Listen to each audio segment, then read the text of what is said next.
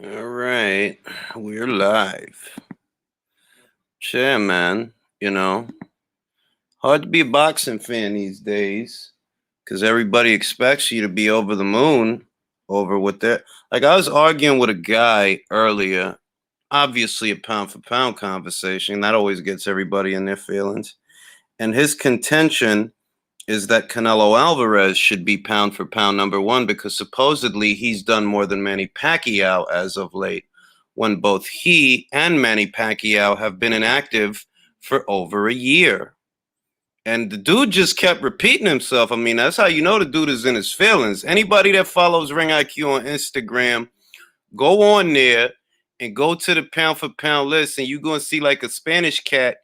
He's saying the same thing over and over. Canelo, why should Canelo be number one? He's just as inactive as Manny Pacquiao. What's goody Jack? What's goody George? What's goody Nathan? What's goody Carlos? What's goody Tyrone? MMA champ. Yeah, man. And it ain't even like Canelo is like somewhere down there in the lower tier. He's number two, dog. It's really not hard to digest or hard to understand that Manny Pacquiao is a more accomplished fighter than any active fighter that's out there. But we're not just talking about things that he used to do. We're also talking about what he is. And what he is a reigning welterweight champion. And he beat a reigning welterweight champion in his last fight. So ain't nobody talking about old fights from way back when, the things that he used to do, but he can't do anymore. If the man is a reigning champion here today with the kind of resume that he got, well, he must be one hell of a skilled fighter to still be able to do that at the age of 40. It's really not that complex. Right? Yeah, Spence wants Canelo like Charlo wants Canelo. Bet you they make him an offer. If they ever made him an offer, I guarantee you he'll turn it down. Because if Jermall Charlo turned down money to fight Canelo, Errol Spence certainly would. He missed the big in the britches. But it's a lot of silly stuff, man. And I always get that token guy asking me, why is it Tyson? Bro, if you want to rank heavyweights, if you want to be redundant, then be redundant.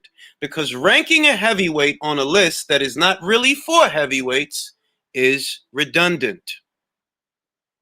Cotto, Floyd, Triple G, that's it. You can't, yeah, man, like he's gonzo. Like I shouldn't have to spell it out for nobody that Manny Pacquiao is the most accomplished active fighter in the whole sport of boxing. Ain't nobody more accomplished than that man right now, unless Floyd come out of retirement.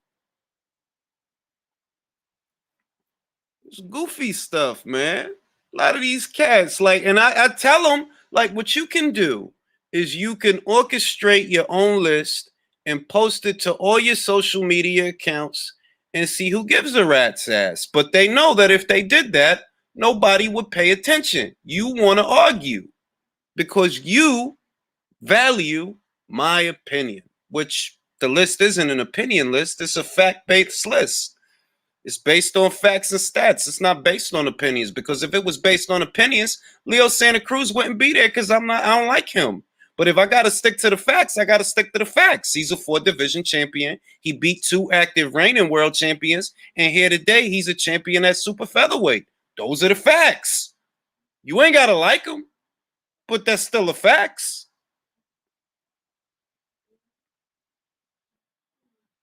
It's wild to me, man. But that's boxing, man. Like I say it all the time.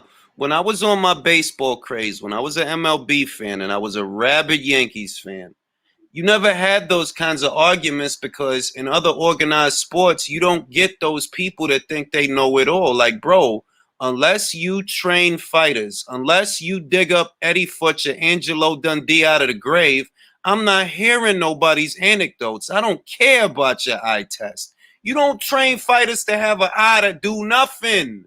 Now, if you could give me some facts, some stats, some statistics, I might listen to you. But anything outside of that, I don't want to hear what you think about nothing. I feel bad for Ritz and apparently his family. They received deaths. They received death threats because of how the judges.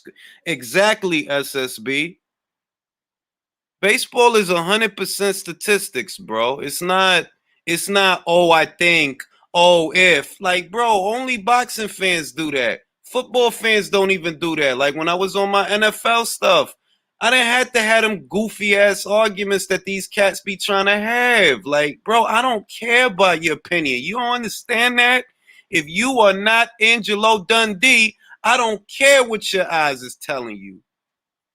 If you ain't Customato, I don't care what your eyes are telling you. If you ain't Emmanuel Stewart, I don't care what your eyes are telling you. I ain't gonna go off of no eye test from you. Who are you? That dude just, and I'm telling him, yo, if you want to rank these guys a different way, you know that you can, right? You just don't want to because if you did, nobody would care. Cause it ain't complicated. It's everybody got a pound for pound list. Ring Magazine has a pound for pound list. Transnational has a pound for pound list. BoxRec has a pound for pound list. ESPN has a pound for pound list. I think CBS and Yahoo have one too. These dudes don't want to make one because they don't want to get caught out there. Well, I think he the most. Well, nobody gives a shit what you think. Have you ever thought of that? Yeah, I got Lopez at number 8, man. It's because boxing is fighting, and a lot of them got their own opinion on a fight and forget they watching a sport with crowd. Thank you, Tyrone. Thank you, Tyrone. Because that's exactly what it is. Like, bro, like, boxing has always been riddled with opinions. There have always been opinions, but ultimately, if you're trying to gauge skill, if skill is what you're gauging, okay, you are not the authority or an accurate unit of measure to measure skill, bro. Like you probably don't know a flip jab from a step jab or right cross from a crosswalk. So why the hell would anybody trust your eyes to measure skill? That's my pound for pound list. That's the best pound for pound list right there. Canelo, Crawford, Loma. There's no reason for Lomachenko to be ranked behind Inoue. Your list doesn't make sense. You have Anthony Joshua on a pound for pound list. I already don't know why you would have a heavyweight there, but I don't know. Let me see who else.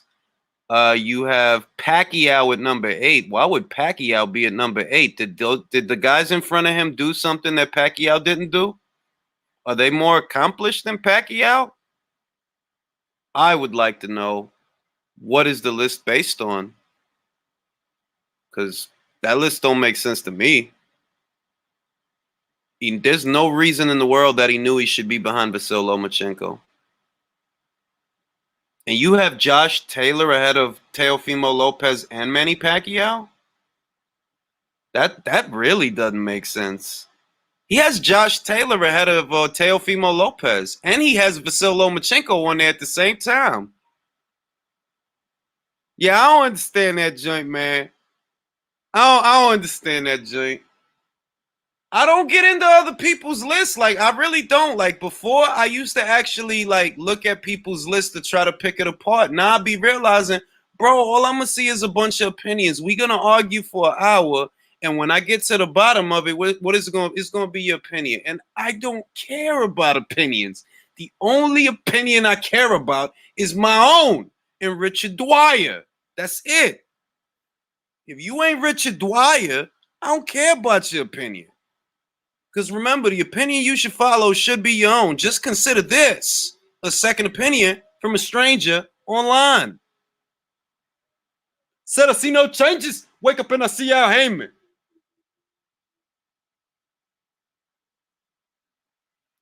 Drive me bananas with that stuff, man. Inoue is a 3-division champ. Did you know that? I'm going to ask you a question. Who beat more active reigning world champions, Vasil Lomachenko or Naoya Inoue?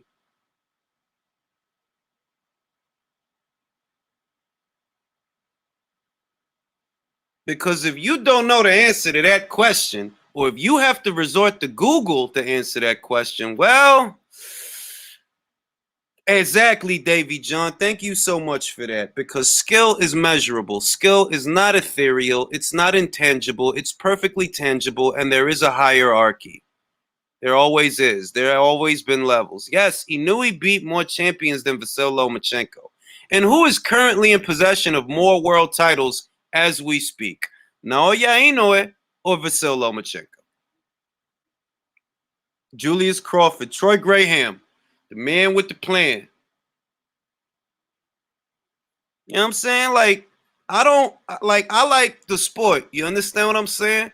So it's rare that I got like a sweet spot or something like that. I just like the sport as a whole. Whereas a lot of these cats, they get attached. You know, they get real attached. And I've been saying it for 3 years because of Loma. They're like, yo, y'all rate him way too high. He ain't pound for pound number one. Not on my list anyway. Let him be number one on yours. The most I could do is try to make sense of it. And when I try, it doesn't make sense to me. It doesn't make sense that he would have been the number one guy. It didn't make sense to me that they had Golovkin as the number one guy. That didn't make no sense to me. Like, how you gonna have Golovkin ahead of everybody? What did he do? I didn't have Loma. Hey, I didn't have Loma at number one.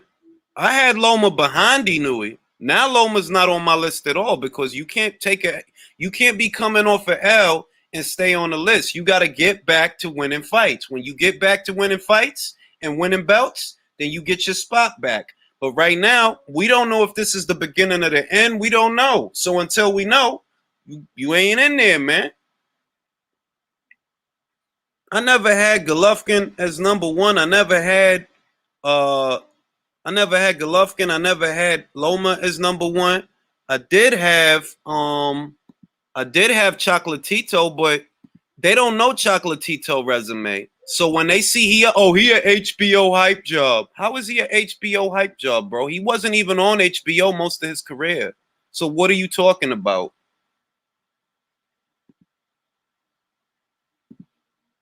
It's always the same stupid game, dog. I put him at number 8. I was gonna put him at number 7, then I realized if Leo loses, Teofimo's gonna move into number 7 anyway because Leo will get eliminated and Gervonta Davis will be there for like 10 seconds. Now, if Leo wins, then he deserves the whole last spot. If Leo wins. If Leo loses, he's out of there. Teofimo moves into number 7. Nice cushy spot for him. He's a tough kid. God bless him. And all of that. Pound for pound list, man. I don't understand it. I got a question, Mark. What's up? Why do you think these guys think they like why is it that these guys act like they train fighters? Who? The guys that love arguing about pound for pound lists, because they swear that by looking at a fighter, they know how skilled they are. You know. I was looking at Jaron Ennis the other day, and I thought he looks really skilled. You know what? He's number 1 pound for pound for me because he's able to move really well and he's fluid. That's based on my eye, though. You can't argue. Yeah, it's based on your eyes, bro. Look, based on my eyes, Konstantin Ponomarev is going to take the world by storm. Get the fuck out of here, man. Based on my eyes, all right? I gave my eye test. And he's it, man. He's going to do it. Yo, Julie, straight up, I gave what's his name? I gave Oscar Rivas an eye test, and he didn't do too well, but he looks good on my eye test, so that's all that matters. Well, let me tell you one goddamn thing, all right? I gave I gave Pretty Boy Josh Kelly an eye test, and I'm convinced that he's the best welterweight in the world, hands down, because I test. Yeah. Who needs facts when I could look at the guy and act like I know what I'm looking at? Who needs facts, right? Do you want to know what the most singular, biggest flaw with the whole eye test and leveling skill is? You're rating who the best fighters are in the world based on your eye test and your ability to notice skill. And then you can bring up a fuck ton of fighters, and these people haven't seen them. So why are they even making that list? I don't know. That's why I said that. Like, that's why I always ask guys, like, yo, do you train fighters? Because if you actually train fighters, then you have a precedence to say that this is your area of expertise. And even though it's still anecdotes, it's still worth entertaining because those are professional anecdotes. But even professional anecdotes are what? Anecdotes. Even the pros get it wrong sometimes. So I don't know, man. D was good, man. I know you're happy. Yeah, man. You already know. I'm so happy, but man, it's like I'm almost, and it's not even that far outside of this fight, right, Jay? But I'm gonna be honest about this. Even though Teofimo's my boy, damn, bro, like 2 days outside of this fight, I'm almost done talking about this shit. Now I'm happy because the possibilities for Teofimo at 140, he could fight Zapata, he could fight Baranchik. But I don't think he's gonna end up fighting Josh or Jose, to be honest. I really don't. But he's still got hella fights up there that he could have, and he gonna be a super. Like to me, he got superstar qualities. So Top Rank lucked out that they got a superstar in their banner because that kid is a superstar, bro. He doing it the old school way. Yep. And Bob Arum hold on to him though. You know how many times he let these superstars slip through the cracks, man. Well, he gotta treat him right. I mean, he gotta treat Right. him right. Don't let him go to the PBC. They'll ruin him. They'll ruin him. Bro, if You know, if Teofimo goes to the PBC, I just might pull back from being a fan of his. I'm not even lying, fam, because it's gonna be one of these situations. I'll be in another Tank Davis. I used to be a huge fan of Tank Davis, and he went to the PBC, and I'm disgusted with him now. I don't know who's eating their Sunday snack, but it's loud as fuck, bro. Yeah, somebody slipping on a Slurpee or some shit. Yeah, that shit's loud as it fuck. ain't me. It ain't me, bro. It's It on ain't you. me. All I know is when he beat Pedraza, I thought he was going to take the world by storm, and his career turned into a wet fart. Exactly. I really thought he was going to be it after that Pedraza fight. And then they rode that scooter till he got too big to still be riding that scooter because that's what happened. Like, you outgrew that victory, bro. That was 3 years ago. We should not still be talking about that. Do you know what? Yeah? You know, like Loma. Go ahead, South London. you know, like in the build up to the fight when we was talking about like how the fight's gonna break down, and a lot of people said that he had to knock him out before like 7 rounds. I think I was the only one that said that he could literally just bang with him for 12 rounds, and he don't need a knockout to win this fight. Well, look, I don't actually want to, because I don't want to get into a debate about it, because what I saw is as soon as Lomachenko decided to start throwing punches, that's as soon as it took him to start landing punches. And as long as he was throwing, he wasn't missing. So we a lot of people saw a lot of different things, man. But I seen as soon as that man decided to let his hands go, he couldn't miss. Now, All right, but- Julius. Do you know what I would say to that? He had started punching from early. You're not going to interrupt me. Now, I gave Lomachenko I gave Teofimo the beginning because you have to. Lomachenko wasn't doing nothing. Like, you not doing nothing, bro. Like, you just trying to stay away from him, and that's it. He coming forward, he throwing punches, and that wins rounds. But as soon as this man decided to let his hands go, he couldn't miss. Lomachenko You know what I would say to that? Lomachenko had to step into the fire, and he didn't want it for whatever reason. He didn't want to for the first half of the fight. I agree. Maybe And for what it's worth, I got not as good as what we think. real quick. One at a time. Go ahead, Doc. And for what it's worth, I was having, it was shades of fuck. I could almost hear Angelo Dundee telling Teofimo, "You're blowing it, son." In that second half, going from about the 7th round to 11, and what did he do? Hey, he knuckled up and he pulled out round 12. So to me, I think I might have had it a draw, but to me, him winning, I have no problem with him winning. I had an issue with like one of the scorecards, but I have an issue with 2 of the scorecards. If I'm being honest, I have an issue with 2 of them. Me too. especially Letterman's. What's her name? The lady Letterman. Julie Letterman. Julie Letterman. You can't have watched that fight and came to the conclusion that this man only won a single round. Like, that's insane to me, dog. Why My the father should be Oh, ashamed. Right, but to be honest, it's kind of semantics. I mean, the bottom line is the right guy. I think the right guy won. Hang on, Julius. Implications. It's the implications. It's the implications. You cannot tell me. I've seen those kinds of scorecards before, and you cannot tell me that shit don't look funny as hell. That this woman thinks he only won. Where did y'all find her at? I think these judges should be blood tested. Yeah, I can hear you. All right, Julius. Yeah, hang on. Let's have a bit of parliamentary procedure. I'm just on here to pick a bone with Julius, yeah, because man like Julius can't sit here and claim that he had Hagler winning the Sugar Ray fight, yeah, and he claims that Lara didn't do enough to get a draw, but he feels that Lomachenko was a draw. So based on your own criteria that I'm judging from those fights, fam, you can't possibly think that Lomachenko. Did you give Teofimo the 12th? Did you give it to him? I didn't. I didn't. And I saw the same 12th that everybody saw. And what did I see? When he rallied back with that big flurry, when he was battling back after getting his head snapped back, those punches were landing on the gloves. You didn't hit him with that shit.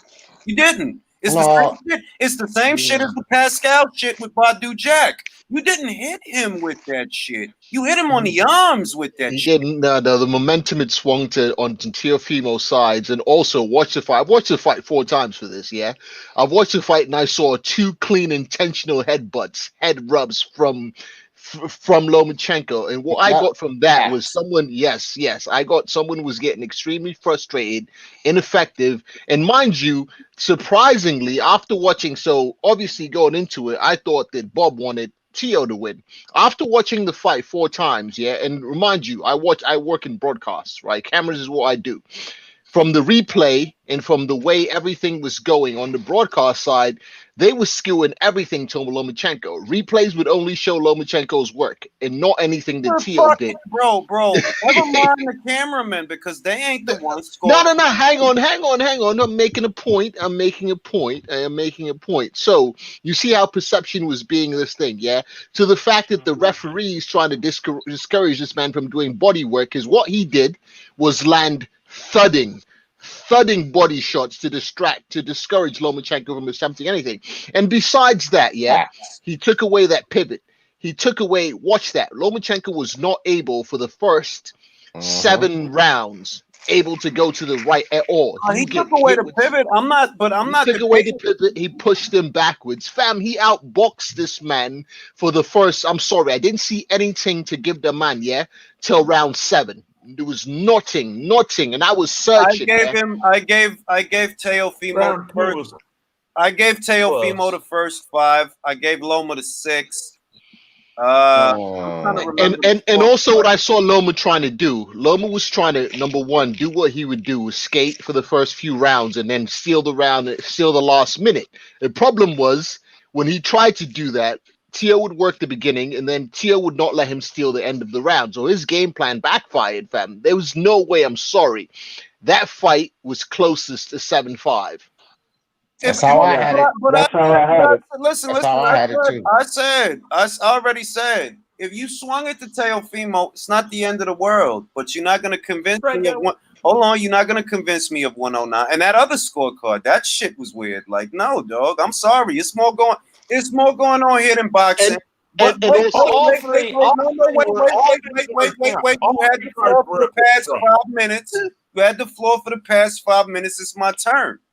It's a reason that you came on here saying that Bob wants Teofimo to win, and I ain't forget that. Because No, I didn't deny that. Remember, that's what I started with. I said that was my impression, but then I've actually watched the fight. I spent all Sunday watching this fight over and over, actually trying to score it for Lomachenko. If we gonna sit here and worry about a couple of little old headbutts, what about that very brazen dick punch Cause like Nah, fam, that's mad. He jumped back. That was never a Nah, dick fam, punch. that was not a dick punch, fam. That was never. Ain't no Nah. way. It ain't like you punched him on the thigh.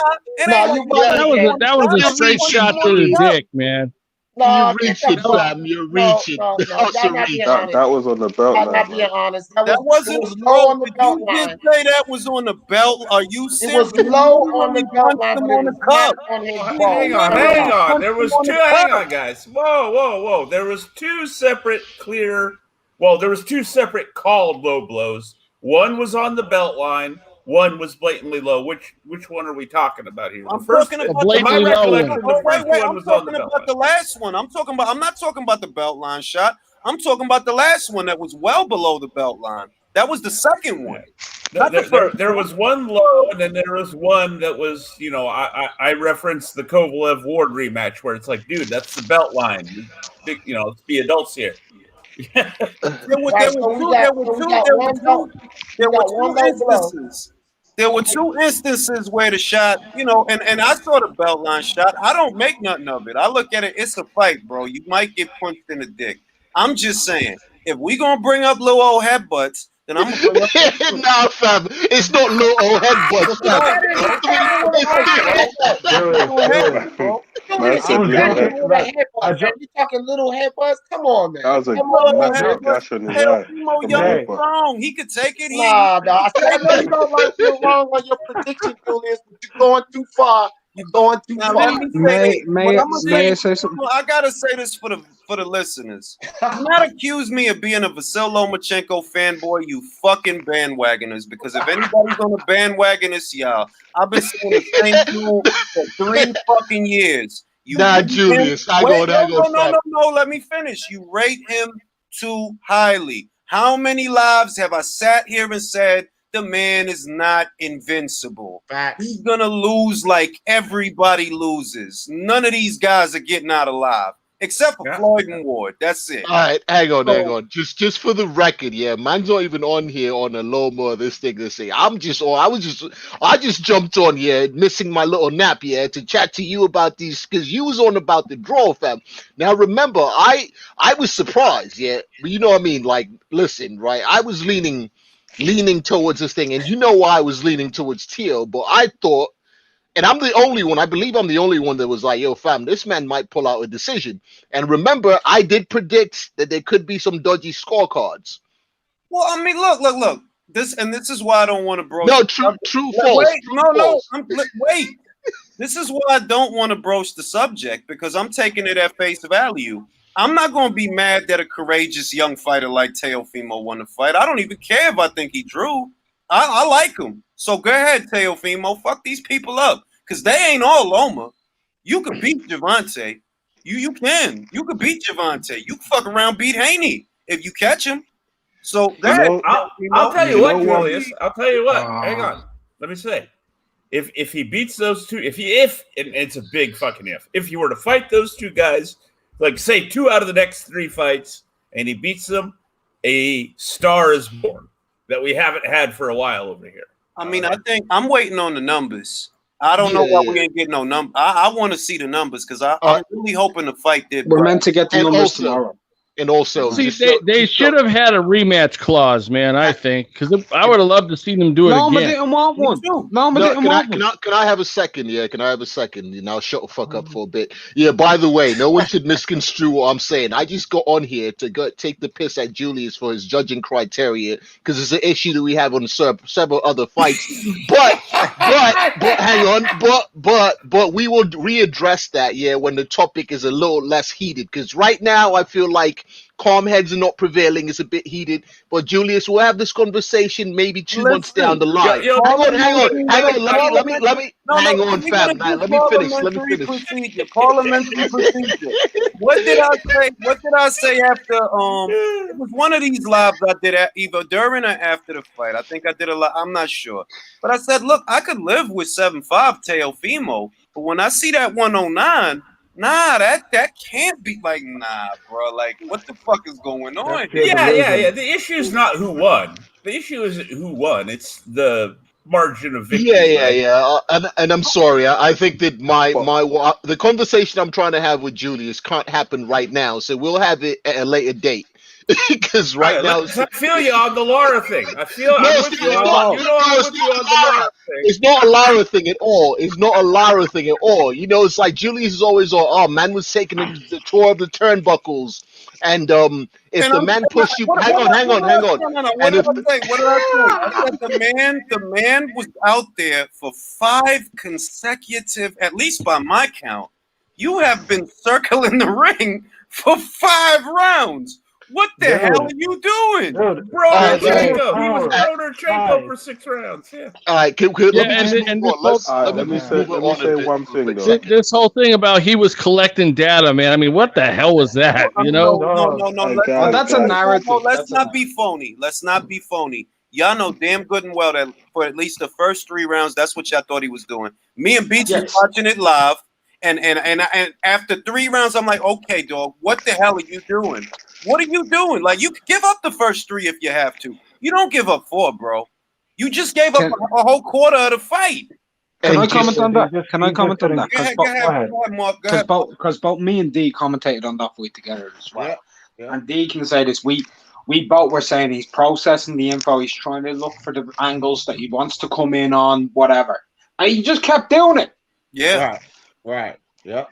That's a fact. 3 rounds. It stopped being downloading and it started to be, he got a virus because he don't know what the fuck to do. Hang on. Can I just have the panel pay a bit of respect to my man Joey Gamach? Especially you, Mark. No, not you, Julius. Because you know. I'm just saying, don't be that. I knew the whole time. You didn't fucking know. No, I didn't say that. Julius. Here we go. No. Hang on, Julius. You know that's not what I'm saying. All right, I'm just saying. Hang on. Remember, wait. Let me say what I want to say. Let me go. Okay. I've been paying Joey respect ever since I've been saying, that's different, bro. Joey getting there is different because that means you're not going to do what I thought you was going to do. Okay, so now remember on the last live where I said that we were having a chat, because me and you. Now remember, I sent you the text, when I was like, yo, Joey hit me, and we were chatting, and I said, this was a month before it was public. You recall this? Yeah. And I said, my man Joey's going out there. Now we were having a chat subliminally about that on the last live, and Mark started taking the piss about me talking about Joey. So me saying someone's got to give Joey his props. Yeah, you said maybe we need Joey and Panamarev or something. You said something about some shite boxer and getting Joey some shite boxer to make him the best. And I recall that, fam.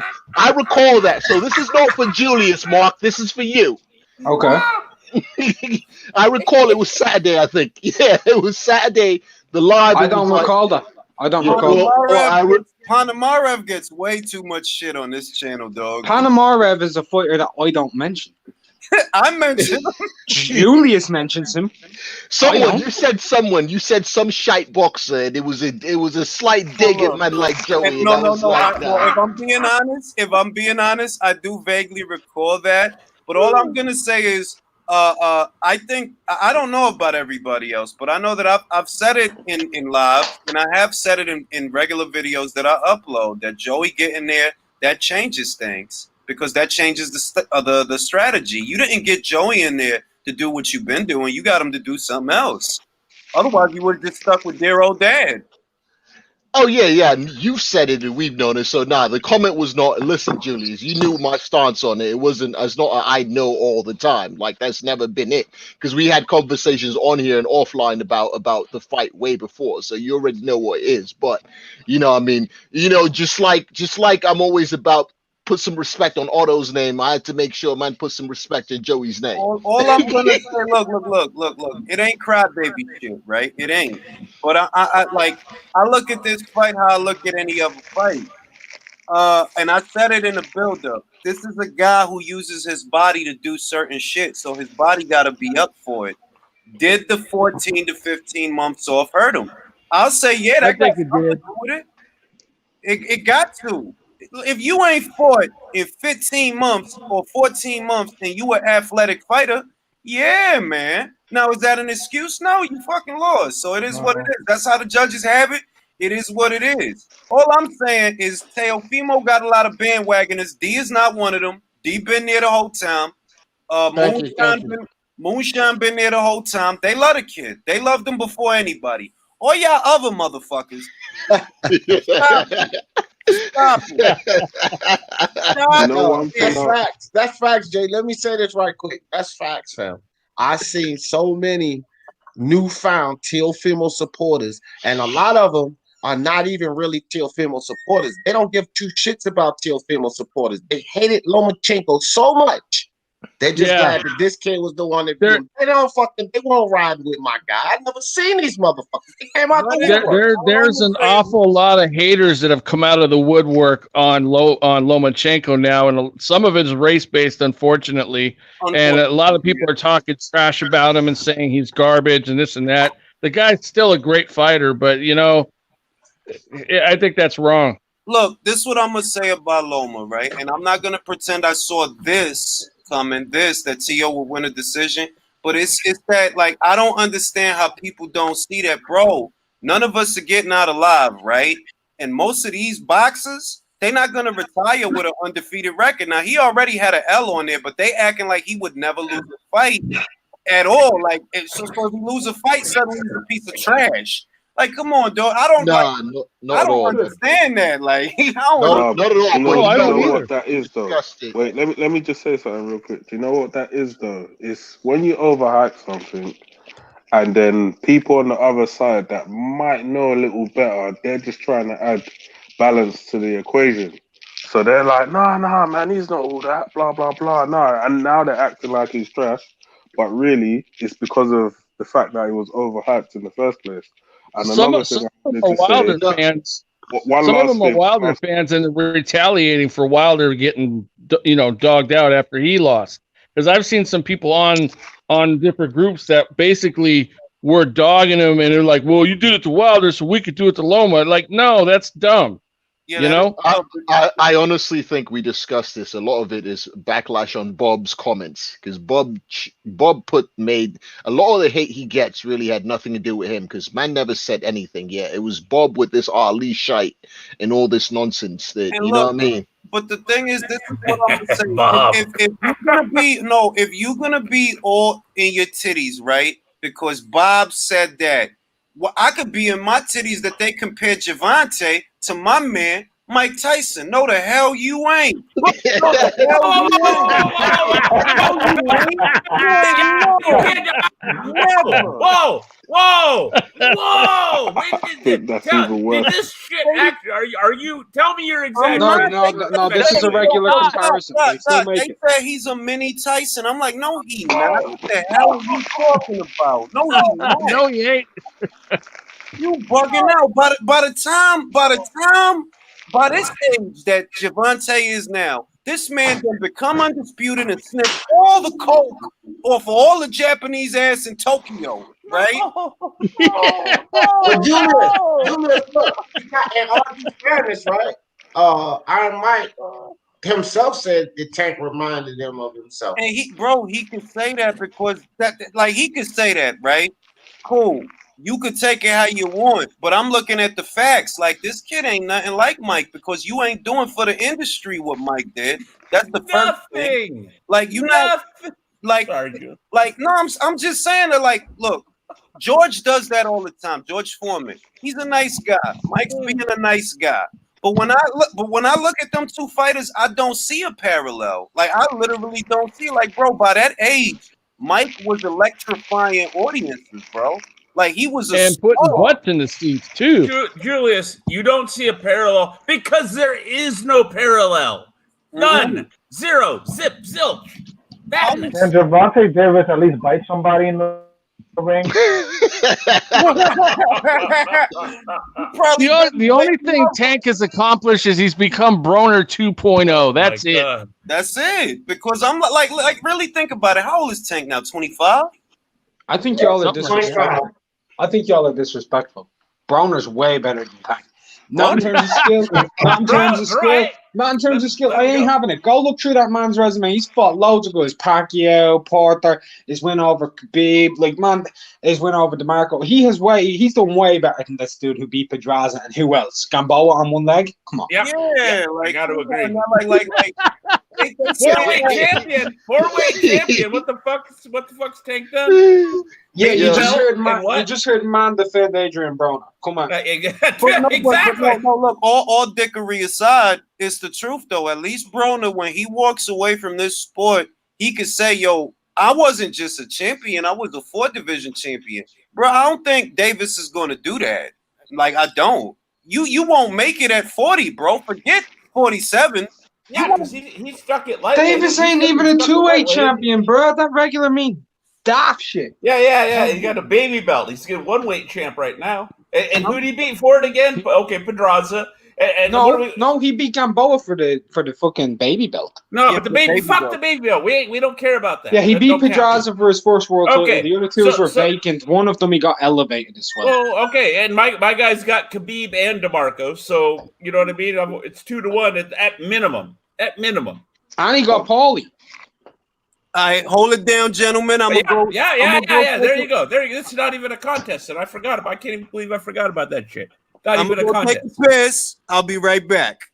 Yeah, but like, look, what do you have more respect? I can't believe we're doing. Go ahead, a dude losing to Sean Porter, Moidana, Pacquiao, beating the likes of Paulie, beating Khabib, beating DeMarco, or a dude who beat Pedraza and fought one-legged Gamboa. Who's better? Broner took chances. I can't believe I'm saying this shit. Broner took chances fighting guys like Maidana and fucking Porter. Broner's resume, by comparison to Gervonta's, is a Hall of Fame resume. In comparison to Gervonta, oh my god! For what it's worth, I thought he showed a little bit of heart in the Porter and the Maidana fights. He fought back against. Yeah, Maidana. and he also made it entertaining and humped him in the ring. And plus, Gervonta is boring. His personality is boring, man. This dude he's boring. Broner, he's walking up to Freddie Roach like, what's shaking, Roach? Like, that's funny, bro. Yeah. I mean, no, I'm not even trying to be funny. Someone mute your phone. Yeah, look, Broner, if it's a contest between Broner and Tank alone, Broner's going to be in the Hall of Fame first, right? Would we all agree? Yes. Yeah, but no. I'm just saying, if one's going to go in before the other, it's going to be Broner. Look, Doc, I was just saying this yesterday on one of my lives because I had this freaking Tank Davis fanboy up there. And I just want these Tank fans to ask themselves, what fight was Tank ever in his entire career that we actually thought he was going to lose? And that tells you the challenges he took. Pedraza. The only one is Pedraza. And I thought he was a wonderful favorite. No. But what I mean by that is, this the other thing. Pedraza had a chance. Go ahead, guys. What's the other thing? You can't compare Pedraza, right, 3-4 years ago to Lomachenko today when he's the pound-for-pound sweetheart. All the pundits was licking this man's ass, all right? And I legitimately thought, Teofimo finna lose. I don't know if he's ready for this. So you can't compare height like Davis is not in that conversation, man. Like at all. Julius, we were still making breaking down Broner versus Tank. I don't know why, but that's what we were doing here. He about to fight. I'm glad Teofimo said it after the fight, bro. You about to fight Santa Cruz? That's sad. That's legit. Like, bro, that's how much they gotta guard you and protect you. You not a fighter, bro. Like, oh my god, he should be fighting Teofimo. Really? For fuck's sake. No, he should be fighting. He should be fighting Devin Hayney. That's who he should be fighting. Devin Hayney. Either way, I want to say something about this, right? Because obviously he said he's the email champion. So how I understand it was he was like Hayney was the Mando for Lomachenko. Lomachenko dropped the belt. Then he was emailed the franchise belt. Then Hayney was elevated. But you know, like I kind of feel like they're trying to call the franchise belt a world title, which kind of got me confused there. Let me captain this shit. Vasyl Lomachenko forfeited his world title. That is simply a matter of fact. Now, when Canelo Alvarez forfeited his WBC title, everyone considered Gennady Golovkin the legitimate world champion, right? When he did that, wasn't nobody calling him an email champ or nothing like that, all right? Vasyl Lomachenko, WBC already confirmed it. You petitioned for that French fry shit. You did. So you forfeited your world title. I don't want to hear that bullshit about no, Devin's not a real. Nah, fuck all that bullshit. You bandwagoning for Lopez. That's what it is. You want him to be undisputed, but he's not. I'm sorry, because undisputed means world titles, not franchise. Hold on. Also, give me a second, real please. Quick, Lennox, real quick, because I'm a Teofimo fan. Julius, got receipts. Did not. I said the same fucking thing about Charlo. It wasn't GGG, it was Charlo. When they handed him that belt, I said the same thing. I said this motherfucker's as worthless as a penny with a hole in it. He ain't no fucking real champ. I said that shit, and I said the same thing about Hayney, and it didn't have a fucking thing to do with Teofimo. Now, let me tell you what. With Gennady Golovkin, I never gave him a pass for that, and I still say it to this day. You need to be fighting Andre or Charlo. You're not going to get Canelo. So there's no excuses for you, bro. You don't get that pass that, oh, I'm fighting a better fighter in a bigger money fight. No, the fuck you ain't. No, you ain't. All right. Can I have the table for a second, yeah? Well, all right, listen. Undisputed, by definition, says there's no dispute. The fact that there is a dispute, or we're even having this conversation, is the answer to the question. Because if it was undisputed, there'd be no dispute, there'd be no debate, no conversation about is he the undisputed. The definition, yeah, is in the name, undisputed. We're having a dispute about another champion, which answers the question right there in itself. That's because motherfuckers are slaves to the moment. When they came out with that franchise shit, I said it's bullshit. These guys is conditional. Oh, well, Teofimo got it. Bro, I thought it was bullshit when Canelo had it. I thought it was bullshit when Loma had it. And I still think it's bullshit. I've been saying the same thing. And all I'm saying is the definition, yeah, of undisputed is without dispute. If we're on a panel of 8 people disputing if it is undisputed or not, then there is no conversation to be had. It's not undisputed. Can I ask you a question? Go. Yes. Was Terence Crawford undisputed? Yeah. But there was a WBA regular champion. Don't get me started. You know how it works, Mark. You can't unify the WBA regular if there's a WBA super.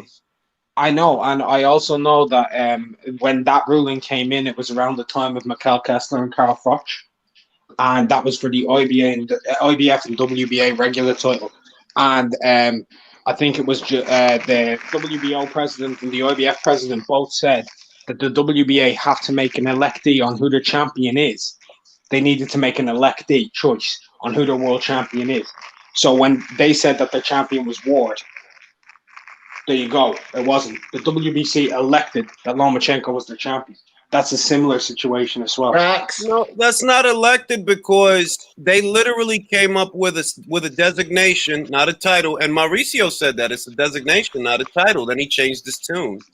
They came out with a designation last year that has no lineage. Thus, you can't use the regular as a precedence for that. I'm not going to start qualifying the franchise title as legit because Lopez. Also, hang on. Hold on. Whoever's eating a bag of chips, mute yourself. Because really, driving me crazy. It ain't me. I just want to make one very basic point.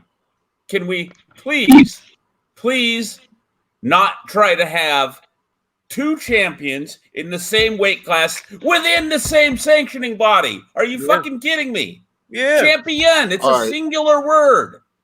WBA. Can I make a point about all I'm going is the definition? Yeah, when Crawford was undisputed as 140, there was no debate of is he or is he not undisputed, regardless of what was going on with WBA belts that you can or cannot. There wasn't a panel of lads sitting around debating is he undisputed. It was he is undisputed, and that's my point.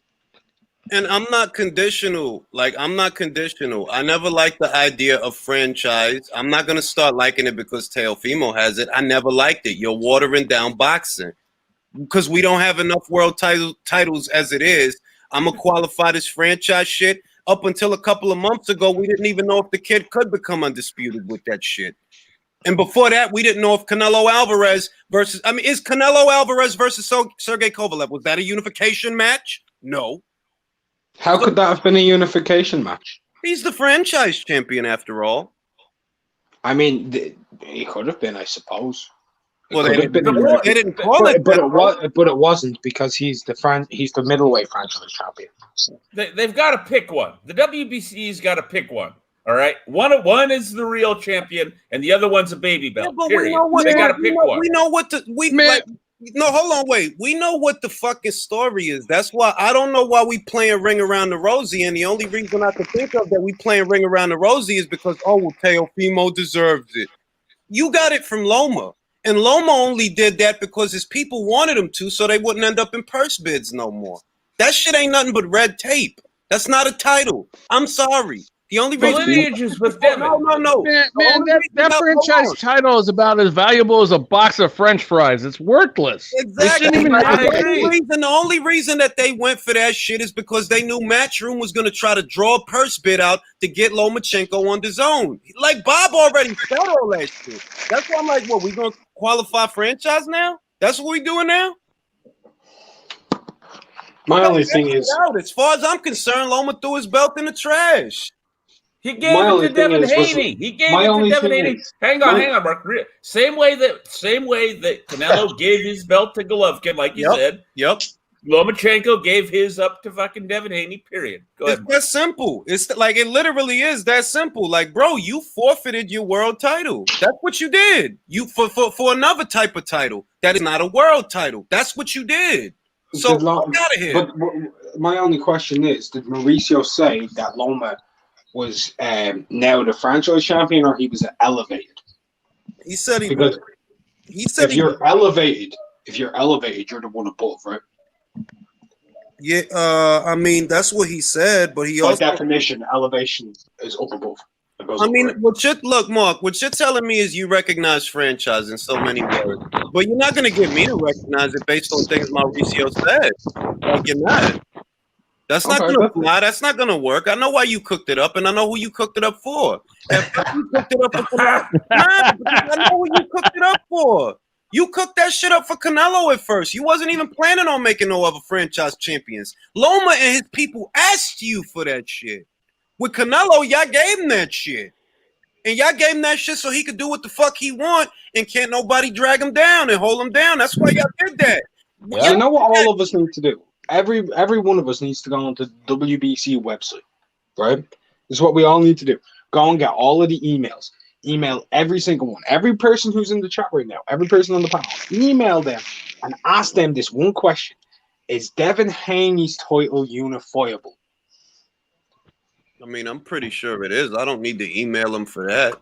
They've already said that the franchise title isn't unifiable unless they decide it is. Exactly. They only decided that it's unifiable for this fight, probably. Because then we need to find out from the IBF and the WBA and the WBO if both titles are unifiable or not.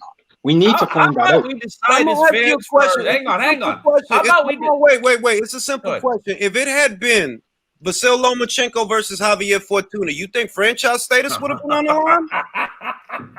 I don't know. Vasil Lomachenko versus Emmanuel Tago, would franchise status would have been on the line? I have no idea. I've got a good guess. I have no idea what the rulings are going to be. Like, why am I playing Ring Around the Rosie when I know better? No, it wouldn't have been on the line. They only did that shit. They only did that shit because this is an undisputed title fight. That's it.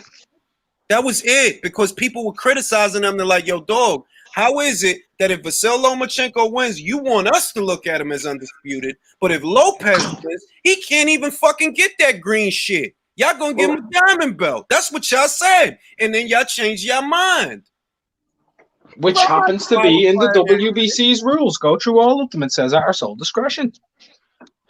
But that means that basically the board votes on a case-by-case basis who can win it and who can't. I know. So which is bullshit. So we need to either do one of two things. We either, as fans, we need to de-recognize the WBC, or we have to recognize the franchise. It has to be one or the other. I don't recognize the franchise. It's pretty Fuck simple. the franchise belt. I'm all right. no, I'm all right no. with not recognizing the WBC. I'm all Listen, right. I'm all right with not recognizing. Hold up. I'm all right with not recognizing the WBC. But all I'm saying is this is not a complicated problem. This is semantics. There are only 2 franchise champions in the entire sport of boxing. All right, and we know that designation was literally made last year when Charlo was the interim and Canelo and all this extra shit and blah, blah, blah. We know what the bullshit is. So if you want to recognize it, Mark, you can. But I'm not. I never did, and I still won't. Moving forward.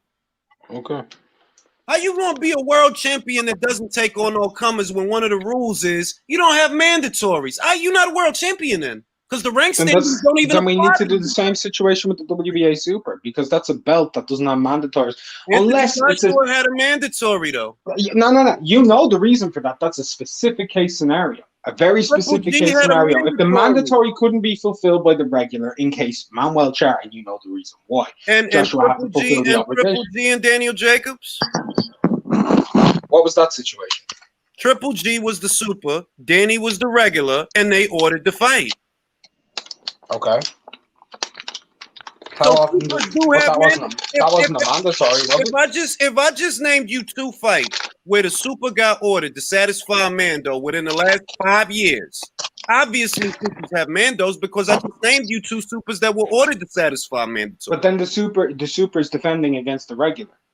Right, so he's defending against the other champion to clear up who the champion is. Because the regular belt's a baby belt. It's a segue. It's a segue. Like Povetkin had the WBA whatever, right? The WBA title of whatever. What did it say? What did it say? He's Anthony Joshua's mandatory challenger.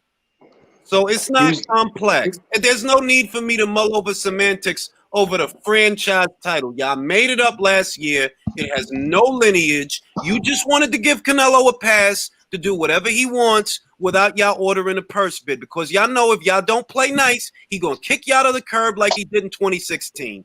That's what it's about. Y'all been licking his ass ever since that second Golovkin fight because he showed y'all, I don't need y'all. I will disavow y'all, and y'all won't get no sanctioning money from me. When they came out with the Huicho belt for the Chavez fight, what he said, I don't got fuck y'all. Fuck y'all. I don't know who invited y'all. Y'all must have made that shit for Chavez because y'all ain't make that shit for me. Y'all crashing the party. And they've been trying to play nice ever since. That's why he was the first franchise champion. And that's why they've been licking his ass ever since. So cut it out with the franchise belt. Also, Loma could know fight. I mean, a Teofimo could fight somebody else, and then they could decide that the franchise is not transferable. You want to eat a lemon? Wow. Well, if he fights Devin, it doesn't matter. Yeah, you know what one of the rules was? You know what one of the rules was, Doc? The original set of rules that they put out for the franchise title is if the franchise fights the actual WBC world champion, he don't even win the belt. The belt. Oh God. Oh my fucking God! This shit is worse than pro wrestling. Vince McMahon, hang on. Vince McMahon runs his shit better than this. Yes, okay. Yeah. They're making the Yeah, because he eliminated the competition. Over here in boxing, it's more like laissez-faire. Everybody going their own way. Exactly. Fam, I got a headache from this shit. Can I do one thing real quick? Can I respond to the super chat because it was for me? All right. Yeah. No, I don't recognize Charlo as a champion. And I didn't recognize the Charlo Derevianchenko fight as a full title fight. I don't recognize the WBC anymore because of the franchise belt. Well, I recognized it as a title fight because Canelo Alvarez isn't even campaigning as a middle-weight anymore. But I don't recognize WBC anymore. Okay, but if you're going to do that, though, then don't you have to disavow the WBA as well with all their umpteen belts? I don't recognize the WBA either. Oh, right. I mean, look, hey man, if you want to figure that shit out, you figure that shit out. All I know. Good luck. That's what I'm saying. Like that's just being complex for the sake of being complex. Yeah, that was a That makes it easier. That makes. I mean, if it makes it easier for you, cool. All I know is if that same Sergey Derevianchenko was fighting Canelo based on the set of rules that was out at that time, all he would have got was a diamond belt from Canelo. With Jamal, if he beats him, he gets to be full-fledged champion with a belt that can be unified. I'm not gonna sway just because Mauricio come out and he changed the rules today and he changed the rules tomorrow because it's rules to being a champion and they predate the motherfucking WBC. If you got a fucking title that motherfuckers can't win, you are not a champion. And that was your original set of rules for this shit. That he got and at least the WBA didn't like come out and say, oh, you know, the super title's only winnable when we decide it's winnable and all this other, you know what I mean, hanky-panky. If the super champion fights somebody and he loses, the other guy gets the belt, end of story. Exactly. But there's no mandatory for the franchise as well. Is at all. So that but the more important point is if you beat the guy in the ring, you don't necessarily get the franchise title. At least as fucked up as the WBA is. And they're very fucked up. They right? At least with them, if you beat the super champion, you get the super belt. End of story. There's no fucking, you know what I mean? No rigmarole. No bullshit. That was the original set of rules. That if you beat the franchise champion, right, you don't become franchise. It's up to the WBC. Only them can make you a franchise champion. And to top it all off, you get a diamond belt. Like, what the fuck you gonna do with that? Like, what are you gonna do with that? Like, I knew what he did with it. Throw it in the trash. That was funny. Nah, you just shoved that to the side. I'm good, fam. Nah. No, seriously, bro. Seriously, backstage, there was footage that came out of his trainer. They handed him it, and in the training room, his trainer threw it in the bin because he went to give it to a new and he just brushed it off again and he threw it in the bin. They know because they know. Listen, they know. I think I've always looked at that situation and asked myself, why did they decide to throw it in the trash? Because that's still harsh. They're handing you something, and you have an aversion to it, and I figure. They trying to prevent the WBC. They know the only reason you giving us this shit is because you want us to pay you to hold it. Fuck you and fuck this. Because they know that, Julius, because they know there's a lot of money with them Japanese fighters like Inoue and to a lesser extent Murata in Japan. There's a lot of money. I'm sorry, Doc. I'm sorry. Not to a lesser extent. Murata's the biggest draw in Japan. Is he bigger than? Yes, Inoue? He's bigger than Inoue. Oh, Jesus. Yeah. Well, then also the point is there's huge money. There's huge money with them guys. Sorry, go ahead, Dan. Besides the politics, Japan's a very massive on cultural respect, and their honor is a big thing in Japan. And what the WBC does is not honorable. So that wasn't even about sanctioning fees. They just don't consider the organization an honorable organization. So man's not going to have anything to do with that belt as a Japanese. I work a lot out in Japan with Panasonic and that, and they're not having that just as a cultural thing. Like you think the Luis Neri shit might have something to do with it? You think the Luis Neri shit, because Japan, like, remember, Japan, the country, banned him from fighting there, bro. Same thing, like Lennox said. No, that's fucking disrespectful what Neri did. And remember, they gave him a pass. The WBC gave him a pass when he tested positive for clenbuterol. Then he comes in and he blows the weight. Yeah, I can see where Lennox coming from with that. Like, you know what? We don't fuck with the WBC, man. Right. What I was speaking to is the WBC's angle. Their angle is, there's a lot of fucking money in these Inoue and Murata and so on fights. So we're going to try and get, like you're saying, we're going to try and get in on some sanctioning fees any way we can, bro. Because that's quite the gesture to take the belt. And like you could have took it home and then shat on it. You know what I mean? Like you could have sat cups of coffee on it once you got it to the crib. You threw it in the trash. Like y'all not getting us, bro. That tell me that like y'all knew what the deal was. Like, I know what y'all trying to do. Y'all trying to get sanctioning fees out of us. You can suck my dick. And also, that's a Japanese thing too. It's also a lot of the culture, like these things. So it had to be done publicly. If you're going to disavow something, you got to disavow it publicly, and that was a public disavowing of the organization. Yes, And that I don't was, blame him. and they See, are that's very more cultural like respectable that than just, because you know, and throwing they're the all trash. about Sorry. they're all about honor. Like if you look at that fight between him and Daenerys after the fight, one of the most honorable things ever. Remember that Daenerys made a promise to his children that he was going to take home the Muhammad Ali trophy, and he lost. A new way let him take it home for his kids. Yeah. That was beautiful, bro. Yeah. Do you think that affects the Ubali fight, though? I mean, I don't. If I'm being honest, I feel Ubali, if he wins, he's signing to the PBC. But even if he didn't, do you think that affects the Ubali fight?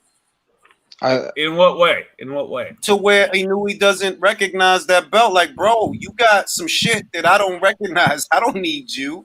No, I don't think so. I think it's just got- I think it's just the diamond belt specifically, like the world Yeah, title. Ubali's- go I ahead. knew I'll fight for it. He's Yeah, already because that's said, got lineage, don't it? He's got the one with actual lineage, right? yeah, yeah. Right. The diamond belt That- is one thing. The world title, he has said he would fight Ubali or Daenerys winner or Casemiro versus the winner of those two. Casemiro is ducking, man. I don't even want to talk about that guy. If you gonna go to 122, then go to 122. Then stop talking shit.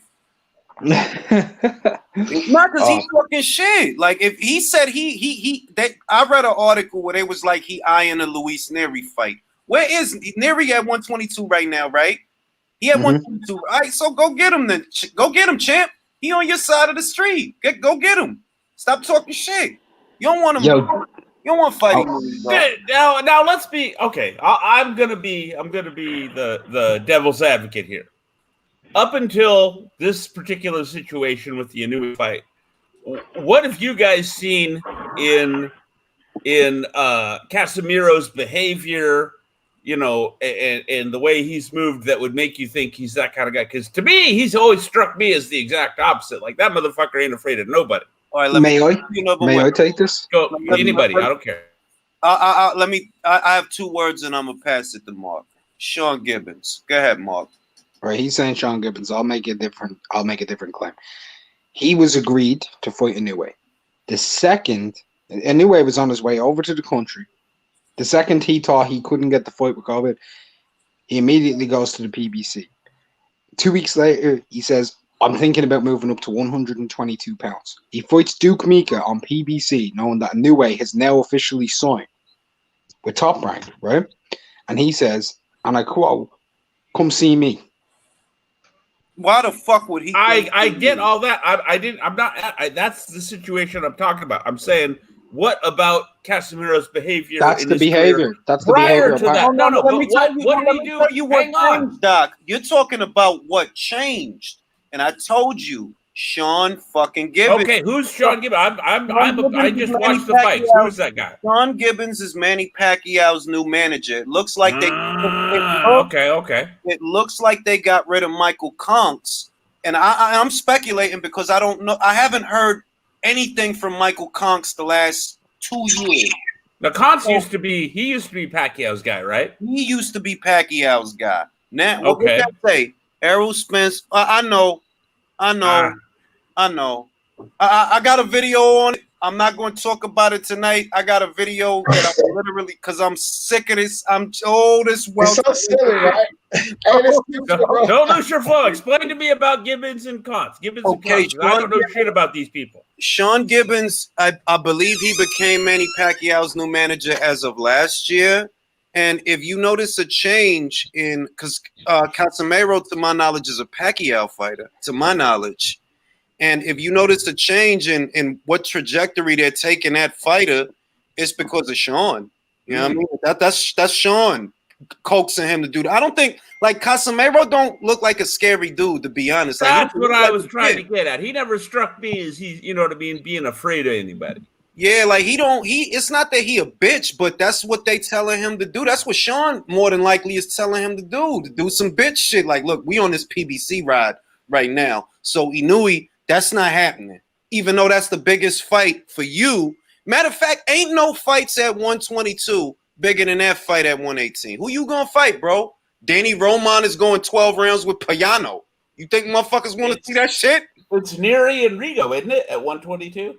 And because Rigo brings in so I'm just saying, in terms of those are the two biggest names on that side, right? No, you're not wrong. What I'm saying is monetarily, money-wise. Oh, Just yeah, I get you. the size of the fight. Yeah, like, yeah, Rigo there. How much money they go? What does fighting Rigo get you, bro? Rigo Hang on. I love me some Rigo, but I know nothing. You ain't gonna. You can fight Rigo 10 times, and you ain't gonna make the money you'll make over in Japan fighting. Bro, you would have to fight Rigo 10 times in one night. Pay to beat your gift card. Yeah, because like I'm not. It's brutal, but it's true. It's brutal, but it's true. And like I said, I'm a big fan of Rigo. You know what? I'm gonna go with Miami, get like 15 Cubans, kidnap Julius, and drop him off in La Finca with some gloves. I didn't say about him not being able to box. Obviously, the man can box. Look, he's a double gold medalist as an amateur. He was a unified champion as a professional. He was the authority at 122 for a time. He had the whole division parting around him like a river around a rock. I talked about it all the time when that bullshit was going on. Dude, it was like Moses parting the Red Sea. Nobody wanted to sit next to this man on the train or the bus. They didn't want to sneeze in his direction. He was the plague. I understand all of that, but we talking marquee value, Lennox. You know, fam. Listen, don't miss it. Don't miss it. I'm just taking the piss, fam. You should understand this now. All I'm saying is, when I go to Cuba, you're getting the invite, and I'm taking tapes of all these conversations. All right. You want to get Rigo mad at me, hey? MMA champ is still talking about his pound for pound list. I'm gonna shoot him a link because he seems to have a lot to say. Real fast, Julius, real fast. I sent you something on Twitter there, yeah? I sent you Dan Raphael's updated pound for pound list. All right, let me go look at this shit. Also, by the way, since we're on a channel that has a lot of like people who are interested in women's boxing, for anyone who doesn't know, check out Caitlin Phelan. I've been hearing about her all day. All right, so he got Canelo at number one. Jessica Shadko. He got Canelo at number one. Errol Spence at number 3. Wait, wow. What? Wait, what? Hold on, he got Errol Spence ahead of Naoya Inoue and Alexander Usyk and Manny Pacquiao and Teofimo Lopez. Oh, damn. Oh, shit, man. Wait, that's the fat geezer from ESPN, yeah? Yeah. Yo, fam, I can't pay attention to a pound for pound list for a man. Dude, he has Demetrius Andrade above Jermell Charlo. Bro, he got body fat. He got Spence ahead of Roman Gonzalez, Artur Beterbiev, Mike. Like, all right, Dan, like you just like, and this is, but see, this is why I don't. Okay, hang on. Beterbiev's at least a debate because they both got like 3 really good wins. 2 or 3. No, Beterbiev's got 1 really good win. Okay, well then I'd have to say offhand I'd put Spence ahead of him because he's got Brooke Porter, and I mean, I don't rate the Mikey win, but at least Mikey's a quality fighter. I get that, but Beterbiev's a unified Ring Magazine lineal champion. And I mean, other than lineal, wasn't Spence unified? Yeah, he's unified, but he'd be a fractured face, Cal Brook coming off of a stab wound to the leg. The Porter, even if you want to say that Vosdick is a better win than that, but the combined that and him and Porter to me is better than just one Vosdick. Vosdick's coming off of retiring Adonis Stevenson, and it's still 1 win versus 2. Gerald McClellan, that boy. But it's still 1 win versus 2, Mark. I mean, which tells you the state of boxing we're in. We're fucking comparing, you know what I mean? We're like, oh, this guy's got 1 good win, and this guy's got good 2, and they're in the pound for pound conversation. What the fuck is going on? No, they're in MMA champs pound for pound. Listen, but see this. Let me say this, right? If you see something like that a dude got Errol Spence at number 3 ahead of all them people for beat the shit out of Brooke, right? Mikey Garcia and Sean Porter, bro, I don't even need to argue about that. Like, your shit is dumb, bro. You can't. You know my biggest problem with this top 20 is, in all honesty, My biggest problem with it is Demetrius Andrade's there and Bradis ain't. Bro, I'm not, and that's why I'm not going to do it, because why? I'm not going to pick apart your shit. I don't go by your fucking list, so you can have motherfucking Martha Stewart on there for all I care.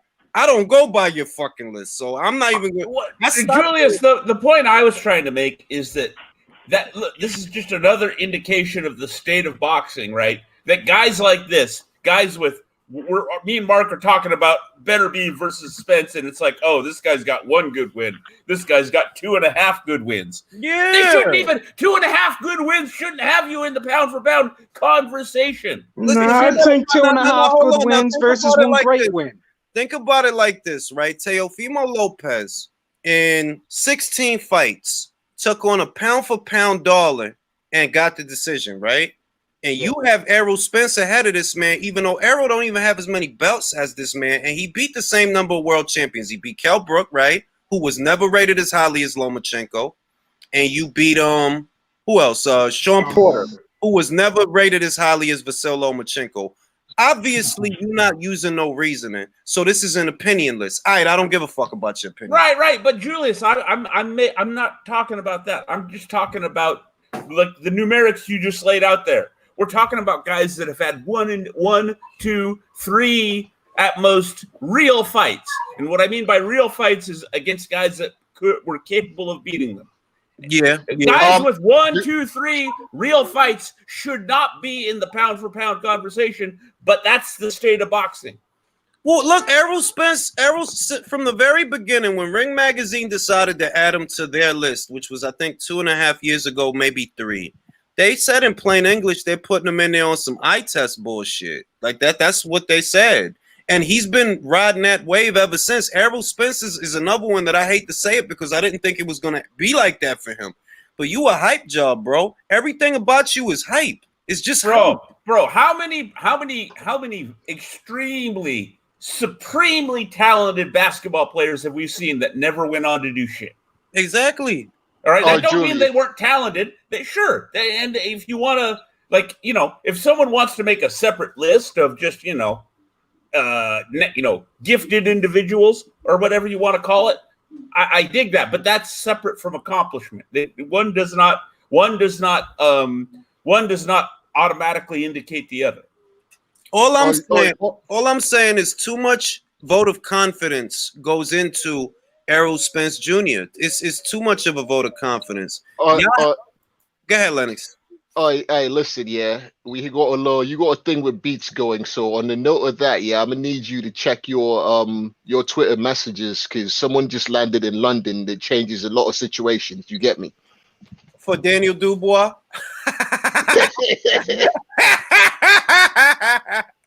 You motherfuckers. Yeah, no, you want to pick your joint. I want to say one thing. Right? I know what Lennox is talking about, even though I haven't seen it, but I'm betting there's got to be some platform shoes involved in this shit. Oh, no.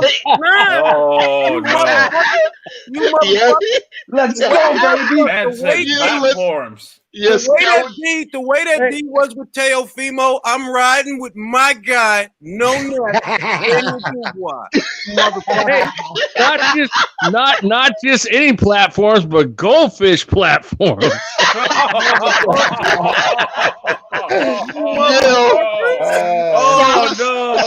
is in the building. Viva Cuba! Viva Cuba! Viva Cuba! Man, they're bringing in the big guns, man. They're bringing in the big guns. This man Salas Man's got the platforms. Yeah, man's got the salsa playlist. Hold up, Lennox. Man's got the salsa playlist. Yeah, all right. We knew he was going, but we knew he was going back to Salas, though. We knew that. Yeah, but here's the thing. Yeah, remember my statement. My statement was that my confidence level was depending on if Salas could make it out to train him for the fight. Remember, he was supposed to be with Salas. Pandemic hit. Yeah. And then, you and Beats had the wager, but I said that confidence level goes up if Salas makes it out. Salas is in the building. Confidence levels. Fish Eye figured it out, man. Fish Eye smuggled them into the country. Look, man, ain't nobody worried about Joe Joyce and all his eyelashes. Bring it. Brilliant. All them fucking eyelashes we got. Yo, Julius, do me a favor. Solo layout me for 1 second. Oh my god. Look at those fucking platforms, bro. Yo, that's fucking wild. What am I looking at? That's fucking wild, bro. That's like 2 phone books. That's like 2 9 yellow pages. That's fucking wild, You gotta bro. be shitting me. And yo, how good is this man's ballast to be taking uppercuts from David Hay in those shoes? He's got this shit on the bench and moving his That's fucking bananas. Listen, Wow. man, I ain't worried about that shit. Back to this Aerospin shit. Well, It's like- Julius, I just want to reinforce what I was saying ain't even about Spence, right? Because there's a bunch of fighters that people have it like Better Beef. Me and Mark were just talking about Better Beef. Right? I mean, Vosdick, outside of Vosdick, what does he really have? Nothing. Nothing. Not really. Nothing. And people got him talking about him. Fighters like that should not be in the pound for pound conversation. No, this is what but because of the state of the sport, they are almost by default. Almost, but that's compared. Remember that I'll say that's compared to other fighters. For example, if you have your list of honorable mentions, right, you're probably gonna have MJ Akhmadaliev. You're probably gonna have Artur Beterbiev, Errol Spence Jr. Maybe you have Saunders for being a 2-division champion, though that'd be pretty far down there. Maybe you have Andrade also for being a 2-division champion. Maybe you have Jermall Charlo. You understand? So Can I say one thing? Go ahead. Real quick. I do rate Billy Joe above Andrade. And the only reason why is he beat a champion for his middleweight title in Andy. Well, I mean, look, Billy Joe, and I'm not playing him a violin. He doesn't have a bad resume. He don't. I'm sorry. Like, it's better than Jamal's if you ask me.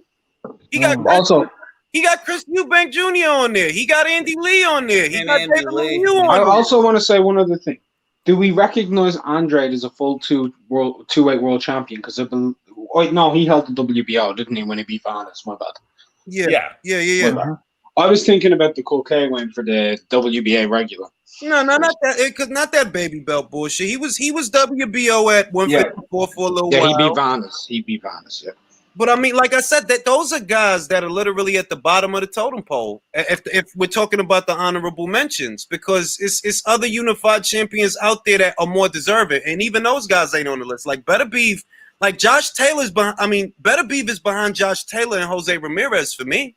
Oh my God! It shouldn't be a discussion. It shouldn't be a discussion whether he's got one fucking meaningful win. Yeah, one meaningful win. I mean, you know what I mean. You could argue one meaningful fight out of the winner. Although Callum Johnson, you could argue was a meaningful fight because he had him on the floor. I'm saying in hindsight, you could make the argument. All right, the victory wasn't meaningful. I'm going to warn you. Don't let Beats hear you saying that shit.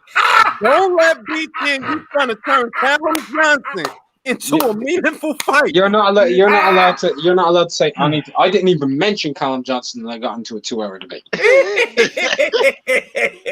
don't let him hear you talking about Callum Johnson. But you get my basic point though, Julius. We're elevating dudes that have had 2 and 3 meaningful fights in their fucking lives to pound for pound status. Are you kidding me? Look, I'm not, because Spence. Look. It ain't. I'm not even talking about Spence. No, because Spence brought us here. Feel me? Spence brought us here. Gotcha. Okay. Spence is right down there with fucking Artur. I'll say I rank Spence above Artur because he beat 2 world champions for the belts that he has. So he is above Artur. I give him that. But bro, Josh or Jose is gonna end up getting on my list before Spence. Because they going for Undisputed. That's their next fight. Can I ask one question about that? Yeah. Do one of those guys, if they go Undisputed, go top 5 or 6 pound for pound? Not top 5, no, because of who's up there.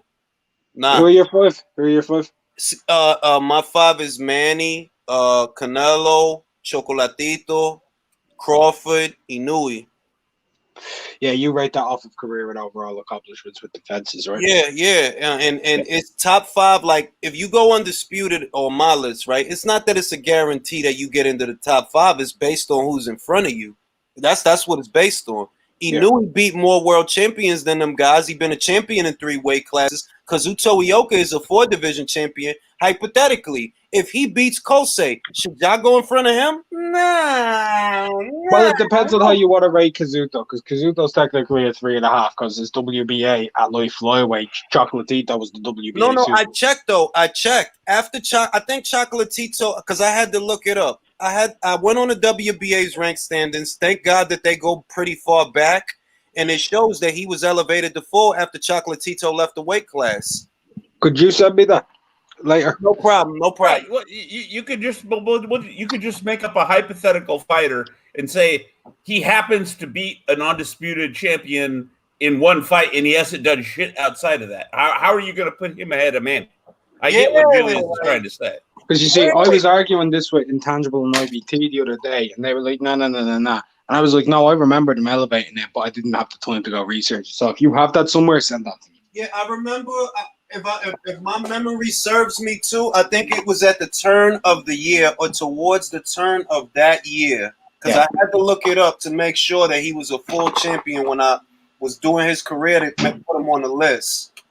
But yo, Julius, I need to say this. Try and get an interview with Caitlin Fielder, man. 20 years old. She just beat Jessica Shatko. She's picked up all the other type of titles that you can get.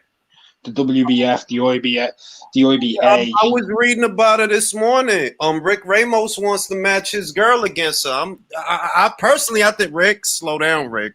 Caitlin's only 4-0, but she's already beat Jessica Shatko. Jessica's a good fighter, isn't she? Shatko? Mm-hmm. Yes, she is. Yeah.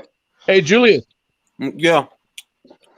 Yeah, man. Mark had put out a video about Ioka and Tanaka, and I misunderstood what he said, so I stand corrected. He said they were close to getting signed, but they weren't signed.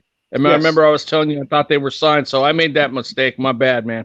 No, it's all right up because they still talking about the fight. If anything, they'll probably make it for New Year's. If they don't make it for New Year's, they'll probably make it for early next year. Yeah, who just full screen? Who's just got a massive pair of platforms on their avatar? That's deep. Bro. Where do you go to bottom? No, man, them things are pink, bro. Hey, honestly, you know who else has got a pair of those? And I'll get you a picture of them. You know who wears a pair of those? Oh no, obviously not. That's why we're in silence. Go ahead. Gene Simmons? No, Joey Gamach. Joey Gamach wears a pair of those. Bro, where the fuck would you go? Where the fuck would you go to buy them? I'm gonna get Gene Simmons. You get them made. The trainers get them made, but Joey's got. How many inches are on those motherfuckers, though, bro? If I wore one of them, I'd be able to. At least 6 or 7. If I wore one of those, I'd be able to punch down on Shaq. The worst shit is those are bowling shoes, bro. Like if you gonna get them shits attached to your shoe, at least let it be a pair of ups or a pair of chucks. Those is literally bowling shoes.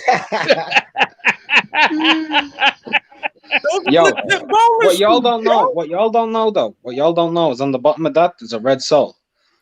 What those are the fucking what you talking about, man? Louboutins, man. Those are Louboutins. My man's a Louis Vuitton. All I know, man's out there with the salsa playlist and that, yeah. So, yo, look. It's all right because that doesn't change my thoughts on Joe, man. I always looked at Joe as like, yo, you're not really a finished product, man. And Salas didn't finish with you. You went from Salas. Who he went from? He went from Salas to Sanchez, or was it Salas to Booth? Bro, he's had like almost as many trainers. No. He went from Sanchez to Salas, and he had Booth in the UK, but he went back to. He wants to train with Salas. That's the guy. That's his choice of trainer. I dig it. Go ahead with Salas. That shit ain't gonna save you. It ain't gonna save him. He gonna beat up that Dubois, man. That shit ain't gonna save him, man. All them fucking eyelashes he got. Yeah, that's gonna deflect some of My man said eyelashes. Damn, man.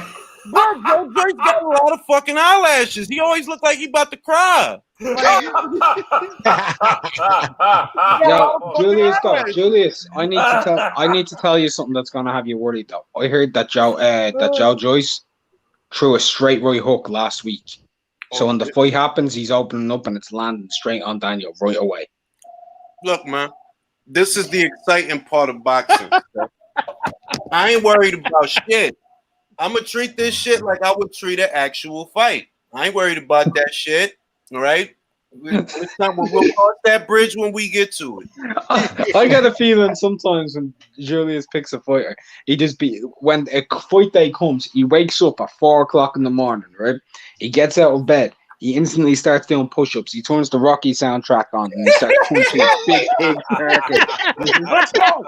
I've got this. I am going to knock out Joe Joyce. Yo, look, man. A lot of motherfuckers. Hey, before you go talking shit, you thought I thought that Loma was gonna fucking win last weekend, motherfuckers. Except D. Except D, the only one that should be talking shit right now. Because he the only motherfucker that I got it wrong. I got it wrong too, so I got it wrong a lot. It's all Yeah, good. no man. one's chatting about that fight. We're talking about Dynamite Joe Joyce getting salsa merengue all over him in platform shoes. Oh my God. Hang on.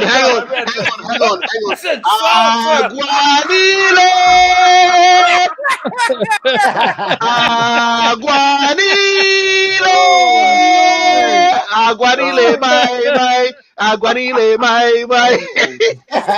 Talk about hell with that. Vanilla. Look, I ain't worried about that shit, man. I ain't worried in the about chat. that He shit. picked TO2. King of Buys, he picked him. He was pretty well. Yeah. That's two of us. There's two of us in here, Buys. We alone. Yeah, but he not Everybody talking alone. shit. He not talking shit. I ain't talking shit. Yo, honestly, Julius, no one's chatting shit. You know I'm talking about the Joe Joyce fight, right? Why are you so sensitive about it? I'm just saying, I'm a ride with I believe in Daniel. Let me believe in Daniel. Let me lose this money. If I'm gonna lose this money, then let me lose this money. How much you got in this fight? 50 cash. 50. Shit. Hey, let me lose. If Daniel loses this month, but I believe in him. So let's get this fucking money, Daniel. You listening? Let's get this money, man. Do you know what I mean, honestly, realized, by the way? I quickly realized something about betting with Julius. It's not in terms of like beats his bet, because that's fine because Lennox is paying for him. But me and Julius, we only have a certain amount of money, right, on Ioka Tanaka.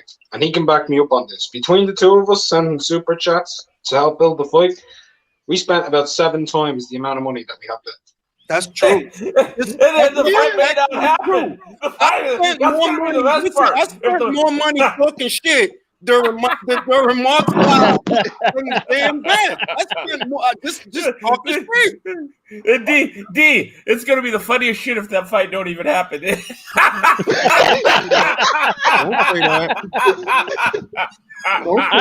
that.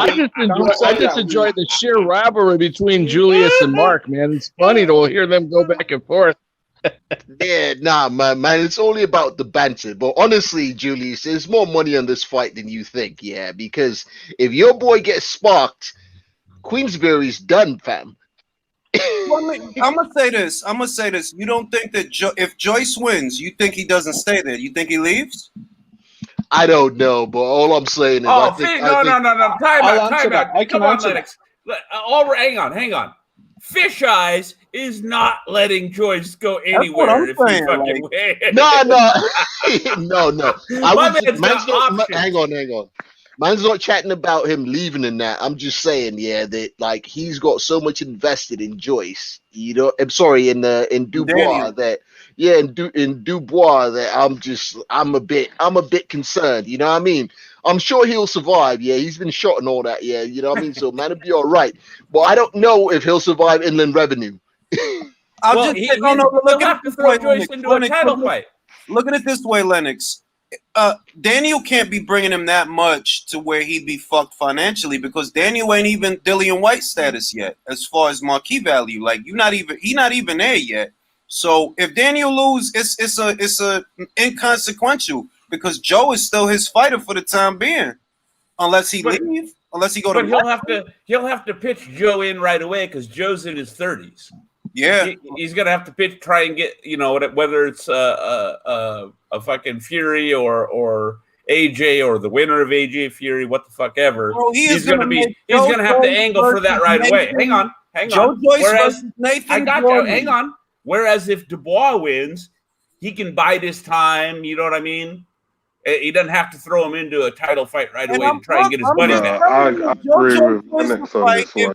If Joe Joyce wins the fight, expect Joyce versus Nathan Gorman on BT Box Office. That's what he's got to be kidding. Come on, Fish Eyes.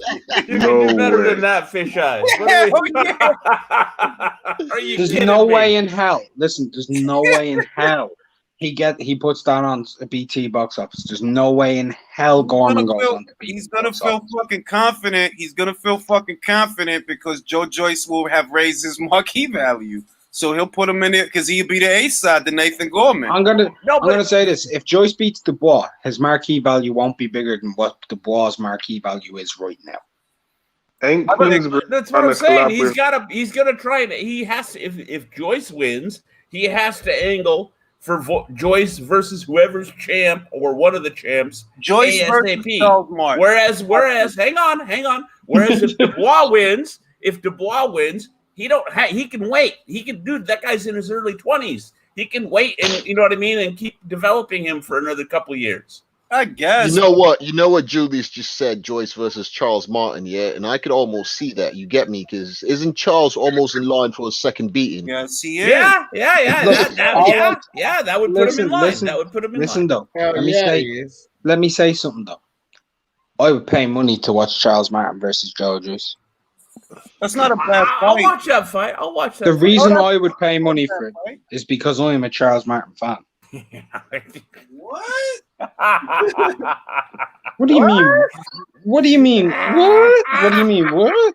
Bro, look at this fucking crown, bro. Look at this crown. This is a fucking Prince Charles Martin. He walks the spirit like a god, bro. He's a Jedi, bro. He's a Jedi, bro. He's come to the heavyweight division, bro. This is a Jedi. He's come. He's a Jedi, bro. He's come to circumcise the heavyweight division with his lightsaber, bro. This man's a dog. There's way more entertainment than Charles Martin than Anthony Joshua saying, "Stay humble, yo," or Tyson Fury being like, "You dosser." This dude's up on streams and everything, stripping, saying that he's a fucking Jedi and he's gonna go crazy. Pause. Mark, What was he saying before he's away from all jokes aside, that's a real fight, though. That's not a bullshit. That's a real fight. I'd watch that. Yeah, that's a real fight. Like I'd watch that. Put some respect on King Charles Martin, man. Hey, Mark, you almost gave Julius a heart attack, man. No, that's a good. That's a good fight. Like if I had to think, okay, who would I want to see Joe Joyce fight if he beat Daniel? Right? That's realistic because you can't just throw any old name out there. Any old name is not available. And former IBF world champion Charles Martin. Yeah, I'll take that fight because Charles is on the up and up anyway. He's doing all right. He's coming off a couple of wins. I'll take that. Didn't he just have like an eliminator or was like in line for an eliminator? Or he was in an eliminator and he's in line for another one. I think he's close to becoming WBA mandatory. I think. No, IBF. He was IBF. IBF. There you go. That would be the perfect move if Joyce wins. Charles Martin is coming off of a win over Gerald Washington. Yeah. He fucked him up. He knocked him out in the 6th round. He fucked him up. Charles Martin underrated, man. Bro, it took Jarrell Miller 8 rounds to get Washington out of there. That Martin did it in 6. And Miller was on that gas. Well, not for nothing. Martin low key could punch though. Like, look at his knockout percentage. Low key, he could punch. You know what I mean? So yeah, I'll take that. He a beast, bro. He a southpaw. He a beast. He a prince. He a wave god. He a Jedi. But I'll say that not for nothing. Charles Martin's talents will be better suited under the Matchroom banner than the PBC because he could talk some shit and they not doing nothing with him. Like he's entertaining. Like I like when he's on camera. He's entertaining, but they're not doing nothing with him. He need to get away. If I was a promoter, bro, I'd have this dude plastered everywhere going crazy. This dude's the most entertaining person I've come across in heavyweight boxing. Well, we could get Charles Martin versus Wilder on the go then.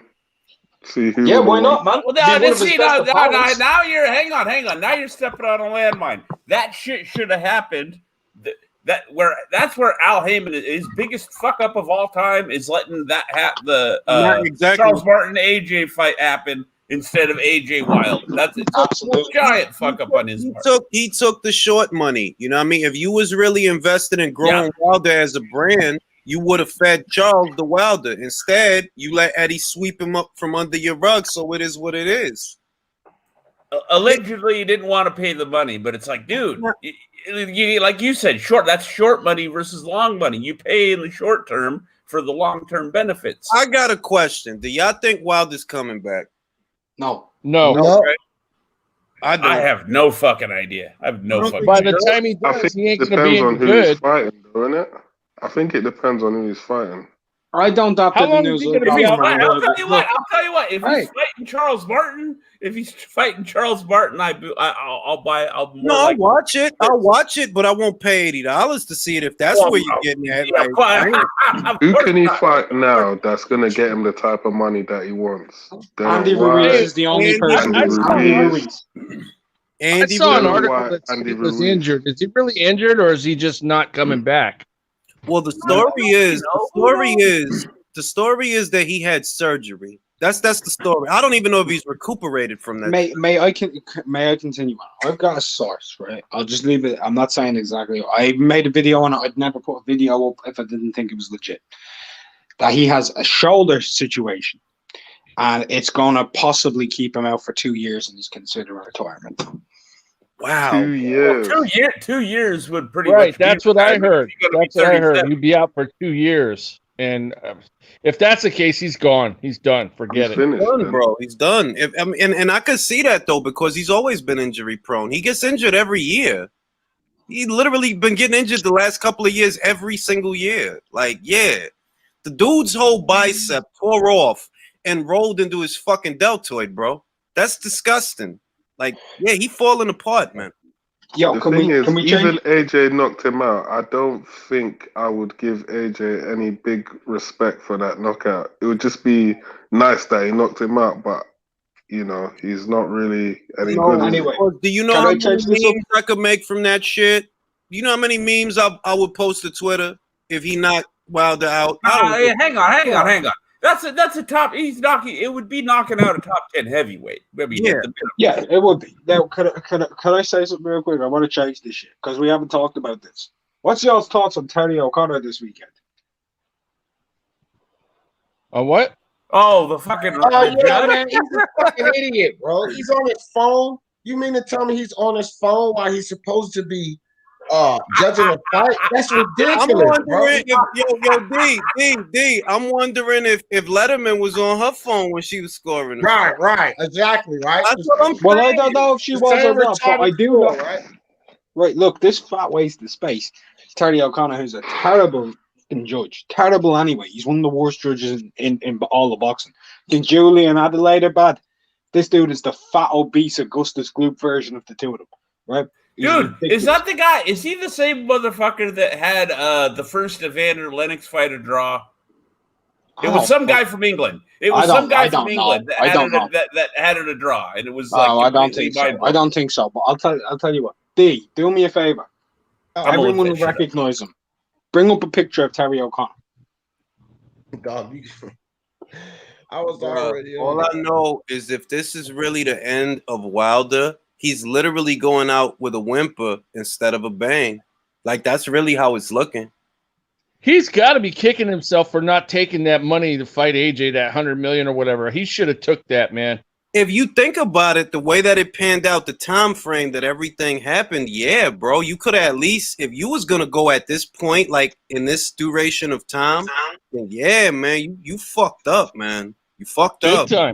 Big time. Like, yeah, like, because and I still think he would have made more than $100 million with the offer that he got before that. The $15 million guaranteed at 40%. I honestly feel that would have got him more money than the DAZN money because the DAZN Probably would have. yeah, like that's a flat 100 million. You see what I'm saying? That was a flat 100 million.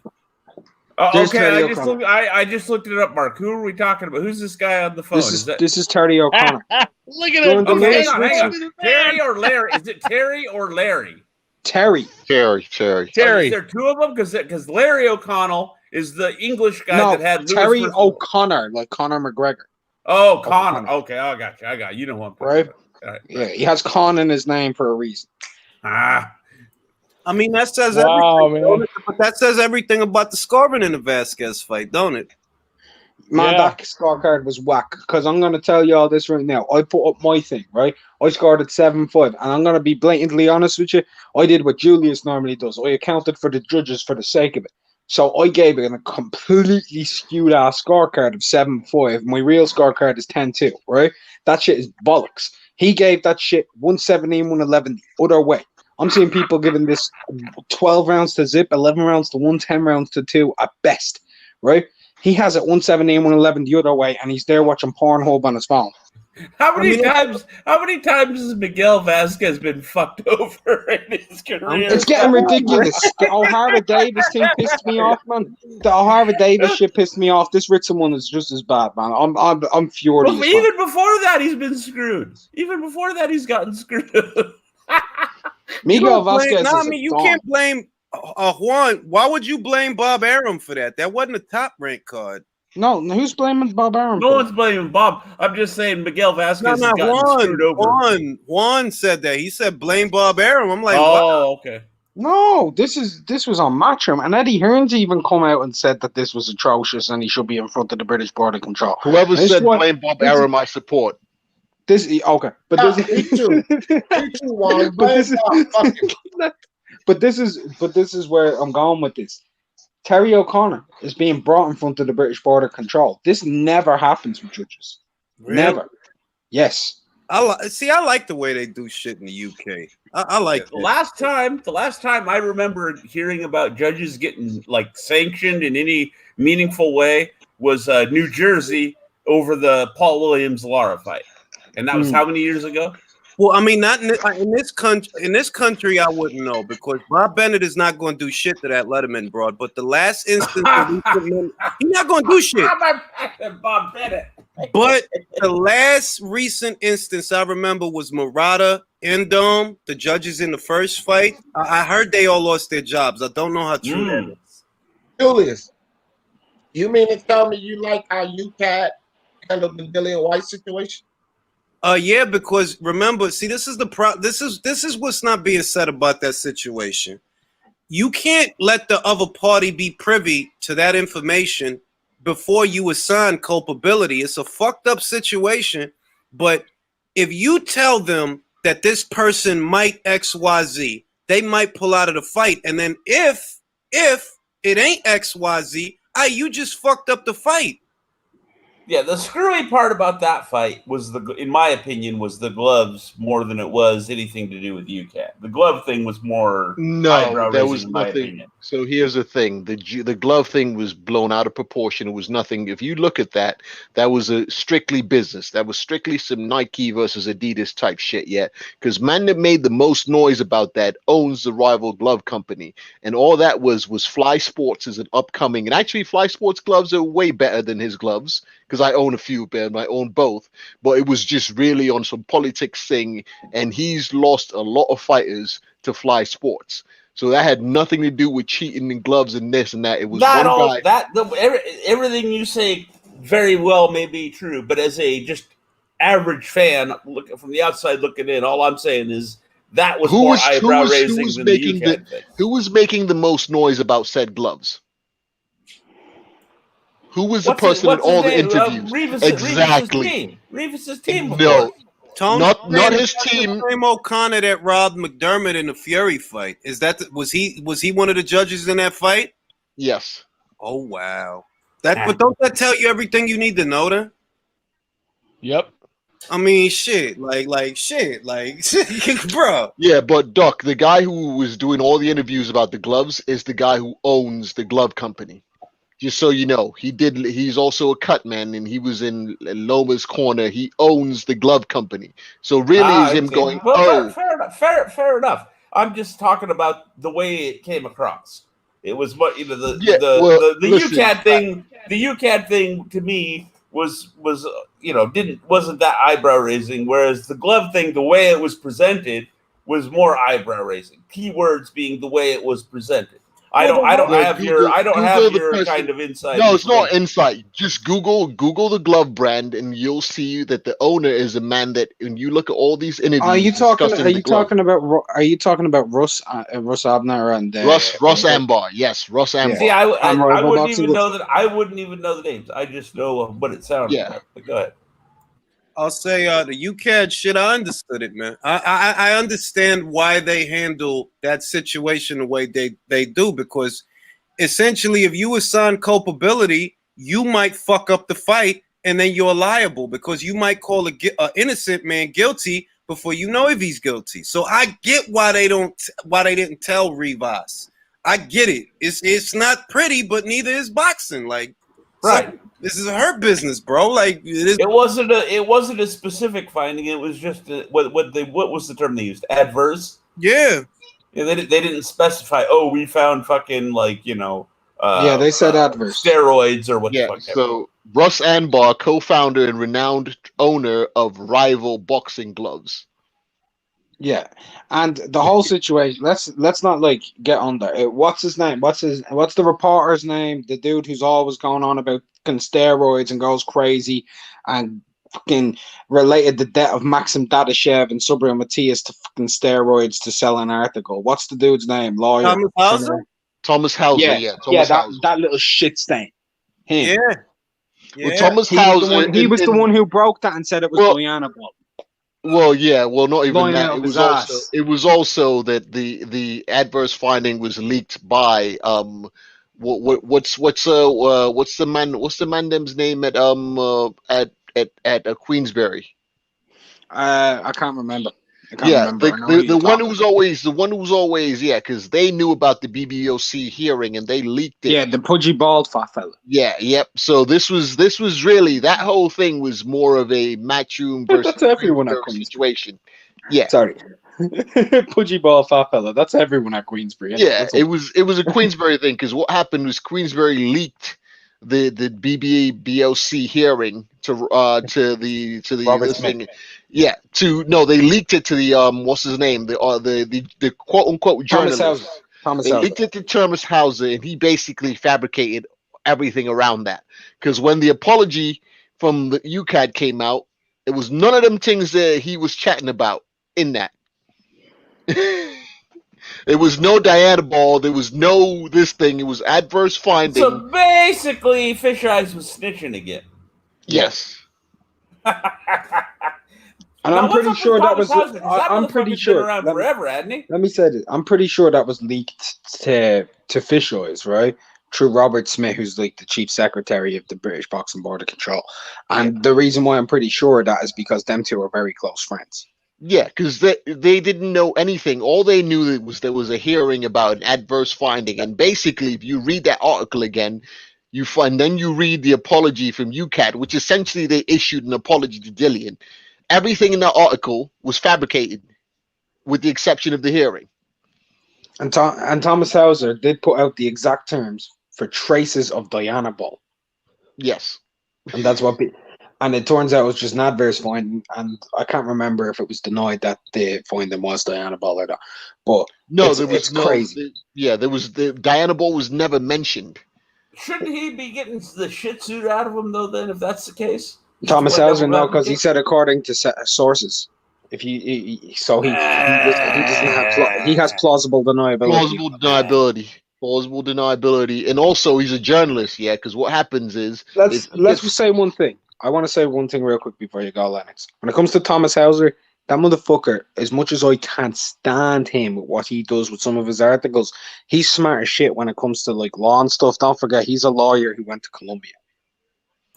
I was gonna say he's been around forever. He's a lawyer, bro. He's a lawyer. He went to Columbia Law School. He knows what he's and what doing. you're saying, that's what I'm saying. You explaining that I didn't know he was the lawyer. That would explain how he's been able to navigate the waters for so long. Look. The reason that people run around today talking that silly IV shit is because of that guy. You understand? Like that whole IV Floyd shit, right? And all of that was unverified information. All of that was fact checked by USADA themselves. Now I'm not telling you. The rehydration thing. Yeah, all of that. They literally made. I think it was a 15-point response to his article to address everything he said and highlight all the inaccuracies in it. Yes, and he got away with that shit. Like it's just like Mark said. All he has to do is say sources. And you're not going to reveal your sources because you're a journalist. Like he covers his own ass and he gets away with saying a lot of crazy shit. Which is why when I saw that he was the one that broke the story, and I did a live on it. When I seen he was the one that broke the story, I'm like, I'm gonna take it with a grain of salt because this ain't the first time you did that shit. It's not. And it won't be the last time. He's in a war on drugs, Thomas Hauser. He always has been, always will be. And one thing in that article that I couldn't stand was how he highlighted the recent death of Maxim Dadashev, used the death of Maxim Dadashev to talk about drugs and boxing and how it can kill people. Sublimatism test positive. Exactly. But that's what he does. That's like the Dillian. He did emotional tear joking on people relating to a death, to demonize. Let me guess. He was playing the "it's a dangerous enough sport already." Yes. Well, the other thing about it that bothered me was he went on this. If you're a crusader, you go on this crusade and you did not once bring up the biggest drug cheat of the last 2 years. Who is? Yeah. Big pharmacy. Big pharmacy. Oh, big pharmacy. My bad. Big pharmacy. That did happen. That did happen by that time. Yeah, all of that took place already. All of that. Yeah. So you bring up Dadashev and all this, but we get no chat about Big Pharmacy that failed 4 tests with 3 different substances. Bro, right? But he's small potatoes. What about cannoli? I mean, look, cannoli, bro. Canelo has reached the point to where you know that like even and I don't like saying this, but even Vada got to be helping him to some degree because he was yeah. Oh, they gotta be because what's her name? Goodman. I forgot her first name, but Margaret Goodman. Yeah, she the one that let it be known that he wasn't even enrolled in a clean boxing program. The redhead, right? The redhead, right? Yeah. You got to fight. They just made enroll in the program. Like, they just made the clenbuterol belt for him. Yeah, literally, by the way, because let me say this: don't forget. After that, now we had Ray Vargas and Julio Cesar Martinez test positive for trace elements of clenbuterol, and the WBC have now gone as far because of the Canelo situation, right? To say if you're a fighter in Mexico, that don't matter. Yeah. Pretty much. They got them clenbuterol cows over there. Well, you know what's funny, you know what kills me about that, which I've pointed out, and I'm not even gonna, snitch on myself, but Canelo's training camps is in San Diego. I mean, Canelo Alvarez situation is so obvious that you don't got to put a magnifying glass on it. They dropped 25 other fighters for not enrolling in the program upon its inception. Y'all dropped 25 guys out y'all ranks, but y'all let this guy fight for the title and he not enrolled in the program. I mean, we're not even gonna get into how much meat you got to ingest, right? How much meat do you have to ingest, for it to come up? But let's just get into this, fam. You did it. You did a 12-week training camp in San Diego, fam. San Diego. Can I say bro, I gotta start getting my hamburger imported. I want to get into this. I want to get into this because Lennox brings up a good point because this is going to bring me to Virginia Fuchs, and Julius knows where I'm going from Virginia Fuchs.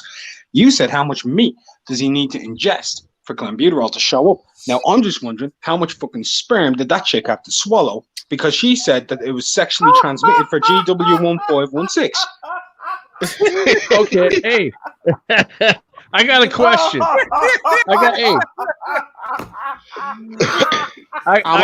got a serious question. I got a serious question. Is the franchise champion subject to strict VADA testing?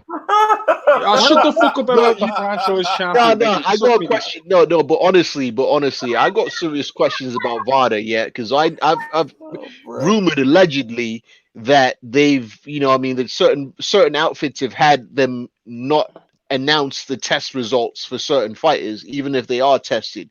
And I'm thinking, doesn't that go against the whole transparency thing? Yeah, because there was. Yeah, wasn't it Conti or someone who came out and said that that Big Al, had a whole thing where he didn't want his fight. Yeah, he didn't want his fighters test results.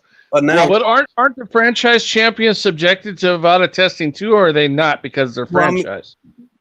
Look, bro, you know, no. I can answer this. I can answer this. You said, aren't they subjected to mandatory testing, drug testing, right? But the WBC franchise eliminates all mandatories. There you go. There you go. Not even the question. It's, does the WBC give a shit? No.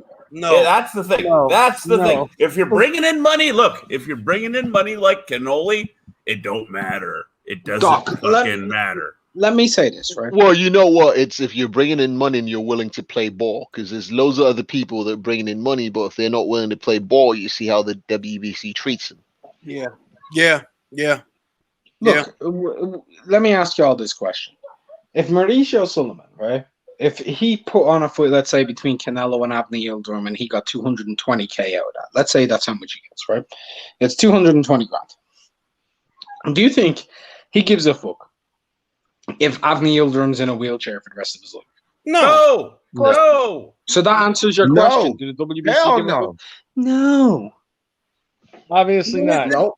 It's obvious with them right now because they were real quick to suspend Dillian White's status off of an adverse finding. You know what I mean? Off an adverse finding. Y'all fucking cold found clenbuterol in Canelo. Y'all cold found clenbuterol in Luis Neri. And then Luis Neri, he didn't even lose his belt when they found the clenbuterol. He didn't lose it till the second fight. He didn't lose it till the next fight at the weigh-in, the day before the fight. Yeah, it's mad though, because these mad things, it's like, oh man, you know what I mean? Like the tainted beef, the fucking boar meat, and I'm like, what was funny, because I'm not even gonna say, but I'll tell you later, Julius. So the camp, the camp the camp that certain production companies were involved in. This entire camp is in San Diego, right? Mm-hmm. Canelo's entire training outfit, that video where man's in the Lamborghini and that, Mm-hmm. Okay, just certain people shot that. That's all I'm gonna say. But that entire camp, 12 weeks, 8 to 12 weeks, was in San Diego. So, fam, how you ingesting this amount of beef? Bro, from Mexico. You know what it is. That's what I'm like. No, I know what it is. Well, I'm just like, how dumb do they think people to be? It's like the Tyson Fury wild boar meat, fam. How much wild boar? And you're a 6'9" man. Exactly. Yeah? You're a 6'9" man. So you and Huey, like, did you lot eat the entire boar between the two of yous?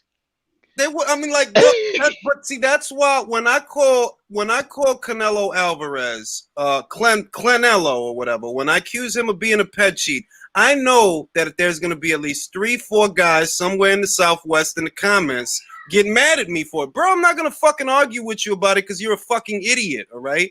At the end of the day, it's obvious what was going on there and what's still going on there because nobody moves up and down in weight like this guy. If that don't tell it to you, I don't know what will.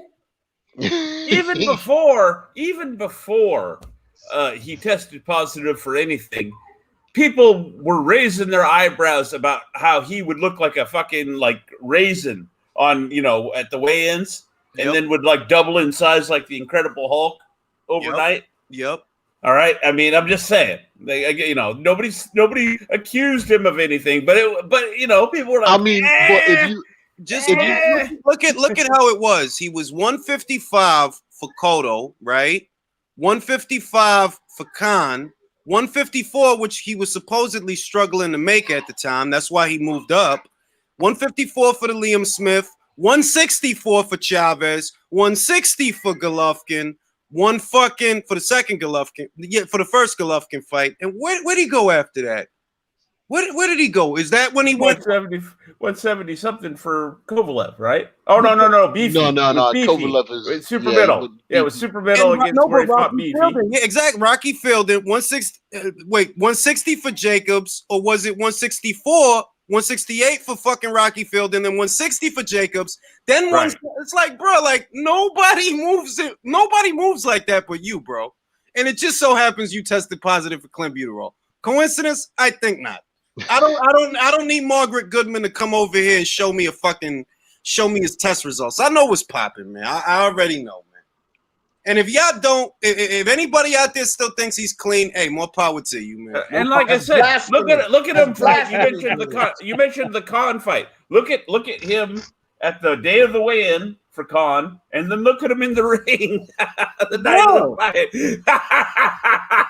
Because that's what it's gonna. That's the threshold that some people set for Canelo that they don't want to accept. They're like, yeah, bro, the guy's dirty. Like, what more proof do you need? Like, devoid of the clenbuterol shit, you don't find it at all odd how he moves up and down from 160 to 168 to 175. Hey, dude, he's got some sort of like mutant rehydration gene. Then, if he ain't on something, I'm just saying. I guess, and I also think that about Amanda Serrano, but I'm gonna leave it alone because she's probably gonna retire. So Julius, pilot on Serrano. I mean, listen, yeah. If we're gonna allegedly discuss circumstantial evidence, when your spot is raided, you know what I mean, by the NYPD, NYPD, it's like, and you're looking like Big Baby's favorite dope man. It's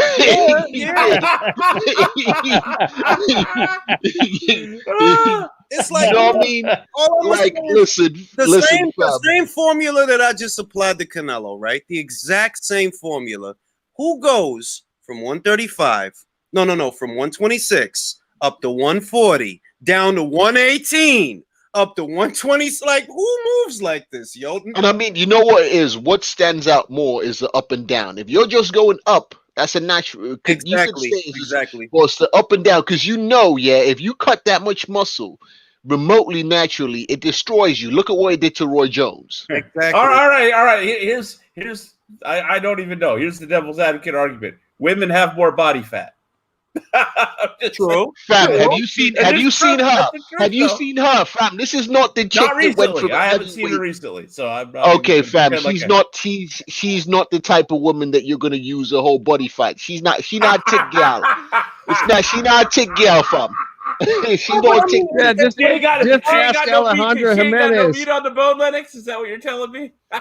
Nah, fam. It's with certain fighters, or the most egregious instances. I'm sure all of you thought it peculiar that a man Jarrell Miller's size can throw that volume of punches in a fight. Like, bro, the guy's like 300 pounds. How, like, you obviously. Like, he was literally 300 pounds. Literally. Yeah, like, it ain't even like I'm exaggerating. Like, bro, the dude's like 300 pounds. He throwing all these punches. And this is the guy who, before he got caught, said that he didn't enroll in the clean boxing program because he has so many overseas businesses. Because he's like, right, bro. Overseas. But hang on. He's got his overseas. What the fuck's it called? Fucking there's his Viagra businesses. He's got his Viagra business overseas. Hey, yo, did anyone research that ant thing? Yeah, that thing has not been available for 2 years.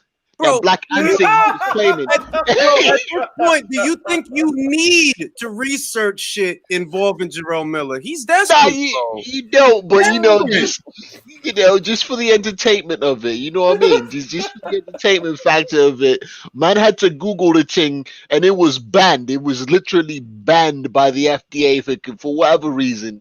You know what that happened with the GW1516 as well. That was banned as well.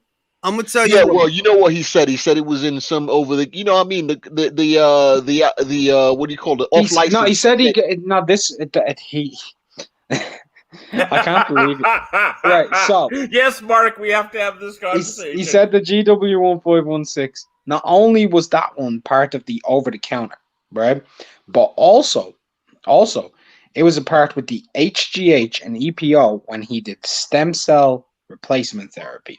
Yeah. Oh, I heard the stem cell thing, yeah, but I Wait, was what? more concerned about the black ants. Yeah, The- that's the- what I the- heard about. The off license. All right. The The off-license Cialis, yeah? You get Yeah. your excuses mixed up. You don't remember a couple of months ago, some small channel, a very small channel that doesn't even normally cover boxing, I think. They did an interview with this guy, and he said he took stem cell injections for an injury, and that's where the HGH and the other shit came from. Yeah, we got that. Yeah. That's an old story. I'm talking about the black ants thing. You talking about the GW1516 that he got from the Oh, penis? okay, sorry, I was using the English term. The bodega penis pills. The penis pill. The penis pill. Yeah, off license is what we call a bodega. Yeah, like when I looked at the metrics for this shit, right? Because you know, we're metrics guys. Normally, a Jarrell Miller video gets you a couple of views. It can because it's just too easy. It's like shooting fish in a barrel. But when I seen it, like, yo, nobody gives a fuck about this guy anymore. It's not getting the same metrics. All right, we're not wasting any more time on this guy. Fuck's Like, sake. no, honestly, because look, he's out of boxing though. Like, no bullshit. He's out of boxing. Nobody's gonna touch him. Yeah, do me a favor, Julia. Send me a list of what's popular on metrics, yeah? Yeah, no problem. But like, nobody's gonna pick this guy. You fucked it up with Matchroom. You fucked it up with Top Rank. I don't think Al Heyman's gonna waste any money on you. I don't think, unless he gets. Nah. Al's not got the budget to waste on him, man. Everyone's tight with their budget right now, so Al's not like. And that's his best bet because Al doesn't. I mean, you just lost Wilder. Like you kind of lost Wilder, so you need to start somewhere. Maybe you could get with the PBC, but that's a big maybe, man. Like you a pariah. They don't want to touch you, man. It's over. You better go back to kickboxing. Yeah, that's what he's probably doing. You know what I mean? It's just too bad he never got popular enough to get himself into the WWE. Right. He got popped in kickboxing too. Yeah. You got Hey, popped. maybe he can call Butterbean out of retirement and fight him in Japan. He better not, bro. He better not. I seen a video of Eric Esch the other day. He's looking in good shape. Is he really? Yeah. He's lost at least 12 pounds. Nah, man. Like it's over for him, man. Like there's no it's over for Jarrell, man. It's a wrap. It's a wrap. Yeah, that's like you see that man fucked it all up. Well, it was a good thing Teofimo redeemed Brooklyn, yeah, because Mandem was looking bad out here. Not for real, they was. I mean, with Jarrell, yeah, like for real. Like, Mandem was looking pills, bad like, out here. Your alibi is that you have a limp dick. That's your alibi. That explains everything. I'm sorry. Wait, hold on. How have we not pieced this together? Jarrell Miller tests positive for GW1516, and he's talking about Viagra pills, right? Virginia Fuchs, she's tested positive for GW1516, and she's talking about ingesting semen. Now, put one and one together. Where was Jarrell Miller and Virginia Fuchs on the night in question? No, we're gonna stop this because I actually want to interview her when she goes pro. So we're gonna cut this shit out. I'm not gonna follow the argument, here, bro. Here's my thing. Screwed up the booking, Mark. Only one answer to that, man. Bomb chicka bow bow. Here's what I'm gonna say, yeah. So you want to see a doctor for stem cell injections. While you were there, you can ask for a prescription for Cialis or Viagra. No. You had to go get pills off the off license. Bro, he got fucking penis pills at the check casher spot. He got some shit at the check casher spot, bro. I'm like this thing, like fam, make it make sense. You're at the doctor. This man can give you stem cell injections. You can't be like, oi, let me get some of them porn star things, yeah.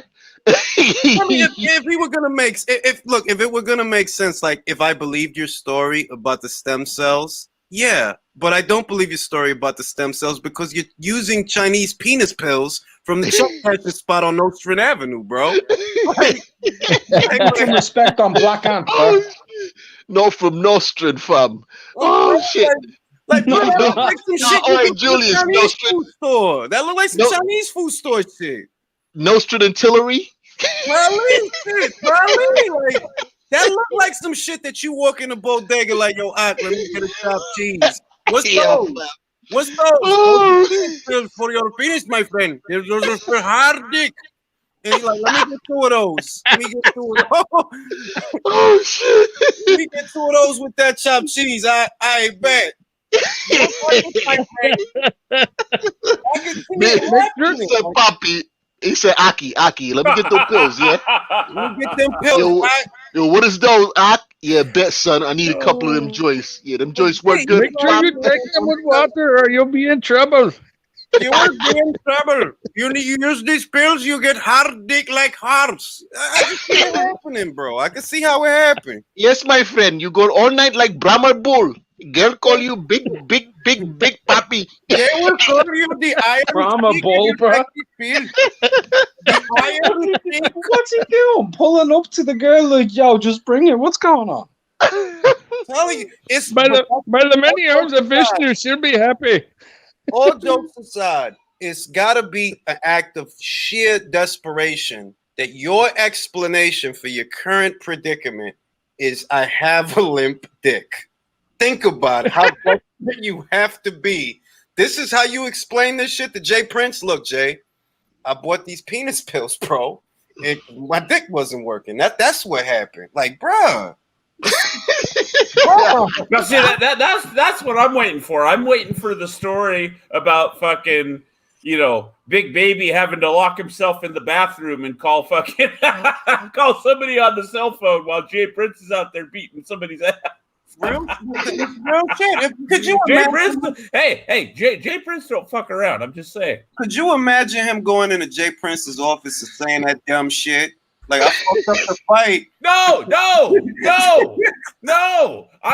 if I'm him, I'm disappearing. I ain't having nothing. I ain't waiting for Jay Prince to show up at my house. Fuck that. I mean, look, he must have got him the money because he's still alive. He must have got who's in more debt and financial trouble, Fish Eyes or Big Baby? Because Big Baby owes Eddie and them a bit of bread. Lennox, let me parse what you're saying there. Who's in more trouble? Fucking Big Pharma. He's dealing with Jay Prince. Jay Prince don't fucking care. He don't give a fuck. That's true. Man was gonna fuck up Floyd. Floyd had to lock himself in the bathroom and call Bob, bro. And he was letting Leonard Ellaby get his ass beaten, shit, allegedly, while he was doing it. Allegedly, man was beating Leonard Ellaby's ass, and he said, "Fuck that." That's a mad thing.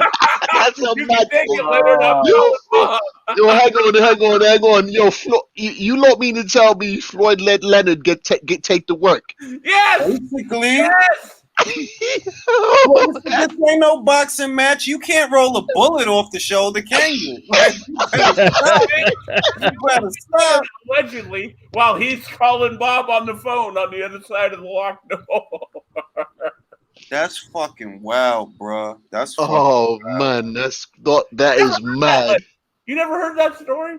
Oh yeah, man. Bob cut him a check because basically Floyd tried to get out of the out of his contract with Jay Prince early because he was about to have a fight, and Jay was going to end up missing that money. So Bob ended up giving Jay the money that he would have made from that fight. That's what happened. Only because Jay Prince rolled up into the fucking the gym, right? Floyd seen him coming. This is allegedly.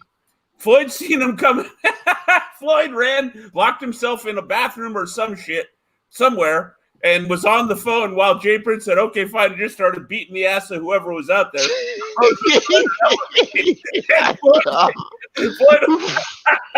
Floyd just let him get his ass beat. That's sad, man. You can't roll a baseball bat off the shoulder, man. No, man. You know how, you know that whole phrase, like, how mad did he make them motherfuckers? Like, you know how upset you're going to be to roll up and try to spark your own investment. Well, I mean, look, Jay Prince strikes me as a man of principle. You understand? And Floyd was trying to, I mean, in the greater scheme of things, what Floyd was trying to do wasn't actually that bad. I'm trying to get out of my contract early so I can get most of this money. But you know who you dealing with, bro. Like, this ain't motherfucking, like, these ain't Wall Street guys, bro. Like for real, like, they ain't Wall Street guys, bro. Don't do that. Let him get his money, and then you'll be fine.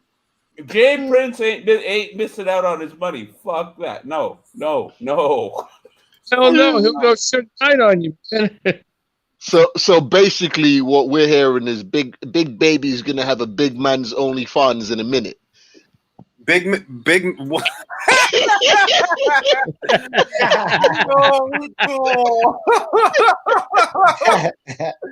I just thought about that. Like, what? Nah. I mean, look, he might as well get in the porn industry. Then he could take as many Chinese pills as he wants, man. Bro. Yeah, you be on the other side porn. You know that gay porn. That's where you'll be at. Yo, what was that dude that was in that God, what's this fucking guy's name, man? The fucking dude that ended up being in the porn. Fruity porn. The heavyweight, man. Couple of years ago. Oh wow, I ain't even hear about that. You never heard about Wilder's man them? Doesn't Wilder's new? Nah, Malik Scott's the Malik Scott situation is him and his wife have a fucking OnlyFans. Yeah, and they post really weird fucking pictures. But like I said in the last time we met, if you following that motherfucker, you want to see that shit. Because there's no reason you should be following that motherfucker after the first couple of pictures. Like, you should not be following him after that. I used to follow Mike Scott when he was a boxer, right? And then that shit started happening, bro. I literally got off there because that shit turned me off crab legs ASAP, bro. That's the Yusuf Mack, that fucking guy, man. That's the fucking route Jarrell Miller gonna end up, man. He gonna end up in a sticky situation, man. Oh, that's the Philly. That's the Philly guy, yeah? Yeah, man. Oh, man. Oh, that's more than a bit of a sticky one still. Jay Prince wants his money. That's all I know. He's gonna have to do what he has to do. What he has to do to get exactly. You got to do what he got to do. If you put it this way, if you owe Eddie Hearn say $250,000 and you owe Jay $10,000, you better get Jay that $10,000. Yes. Eddie will take you to court. Yeah. Jay Prince is going to take you somewhere very, very painful and miserable and possibly life-ending. Fuck that. Jay is going to make you wish you went the Yusuf Mack route. It's like I said, he's gonna make you lock yourself in a room while your best friend's getting his ass whooped and call Bob Arrow. Hey man, he gonna go Suge Knight on you, man, and just hold you over a balcony and shit like he did with No Eyes. Man, that's one of the old school OGs, man. Like, you fuck around, like. But that's how desperate he must have been after he was released from Matchroom. Man, I'm literally tearing up thinking about the fact that he let Leonard Ellerby get to work. and you know what's amazing, yeah? What's amazing is how much of a bitch Leonard is, because you lot are still mates after that. Yo, fam, Julius, yeah, me and you, if we're best mates and that happens, fam, I go whoop your ass after that. Look, Floyd is a lot of things inside the ring. Outside the ring, bro, you're not rolling a baseball bat off the shoulder, bro. That's all I'm saying.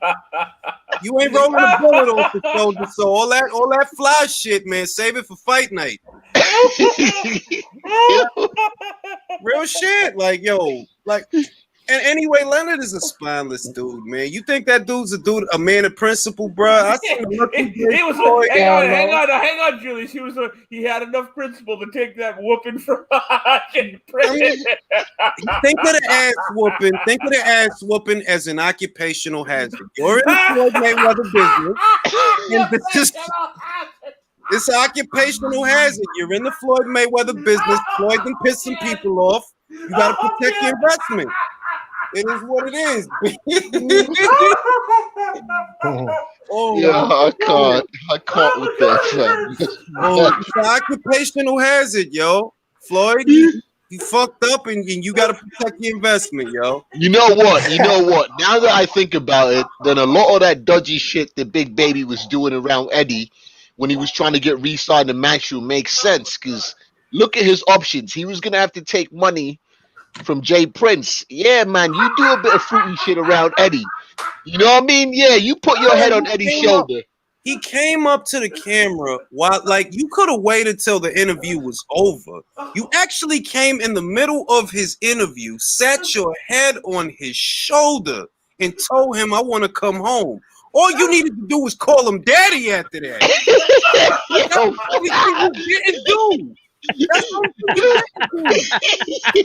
No, but honestly, yeah. Now that man's thinking about the Jay Prince situation, I'm like, you know what? If he weighed out the options, He was saying, save me. Lennox, he was saying, Eddie saved me from Jay Prince. Bro, do you understand? Eddie was in the middle of an interview, bro. So you got time. Let Eddie talk his shit, and you pull him to the side after that and talk to him. Nah, you did it while the cameras was rolling, bro. You legit. yo, that's like man begging his girl to take him back in public just to give her a little bit more public pressure. Yeah, like you could ring her, you got all her contact details, but you want to roll up a head job. And more importantly, he must have been desperate because you know who Eddie's golden goose is. And ultimately, how would AJ feel if Eddie stayed in the Jarrell Miller business after that? Like, bro, I make you all this money and you still gonna keep this motherfucker around? When he tried to fight mute on all these pets and shit, nah, bro. I might have to call out. I'm not like this. Real shit. Poor Jarrell. No, I mean, yes, because what can you say to that shit though? Like, I'm sorry, Julius. But I got more sympathy for Leonard Ellerby right now. No, that's mad. That's how I feel. Honestly, if I'm honest, that's what. Because I mean, I don't know that it happened this way, but I can just imagine, right? Like Floyd sees Jay Prince coming and starts running. And well, obviously, hang on. And then Leonard sees him and he starts running too. And then Leonard Ellerby turns around to the door, just slams in his face, bro, and he hears click. Floyd probably seen Jay come and told Leonard, "Yo, I'm gonna go do this road work right quick. I'm gonna go do this road. I'm gonna run these 3 miles real quick, man, right to the fucking bathroom." Yeah, no, there's just no way. Yeah. Oh well, no, real quick. I just thanks, do this. I gotta run off, mate. This is good chat, bro. I love this shit. So I'm gonna holler at you guys. Have a good one, man. Lennox, all you guys. Yeah, I'm gonna end it right here. I'm gonna end it right here. I'm getting fucking sleepy. I holler at y'all. Good talk. D, if you're still listening, I had it a draw.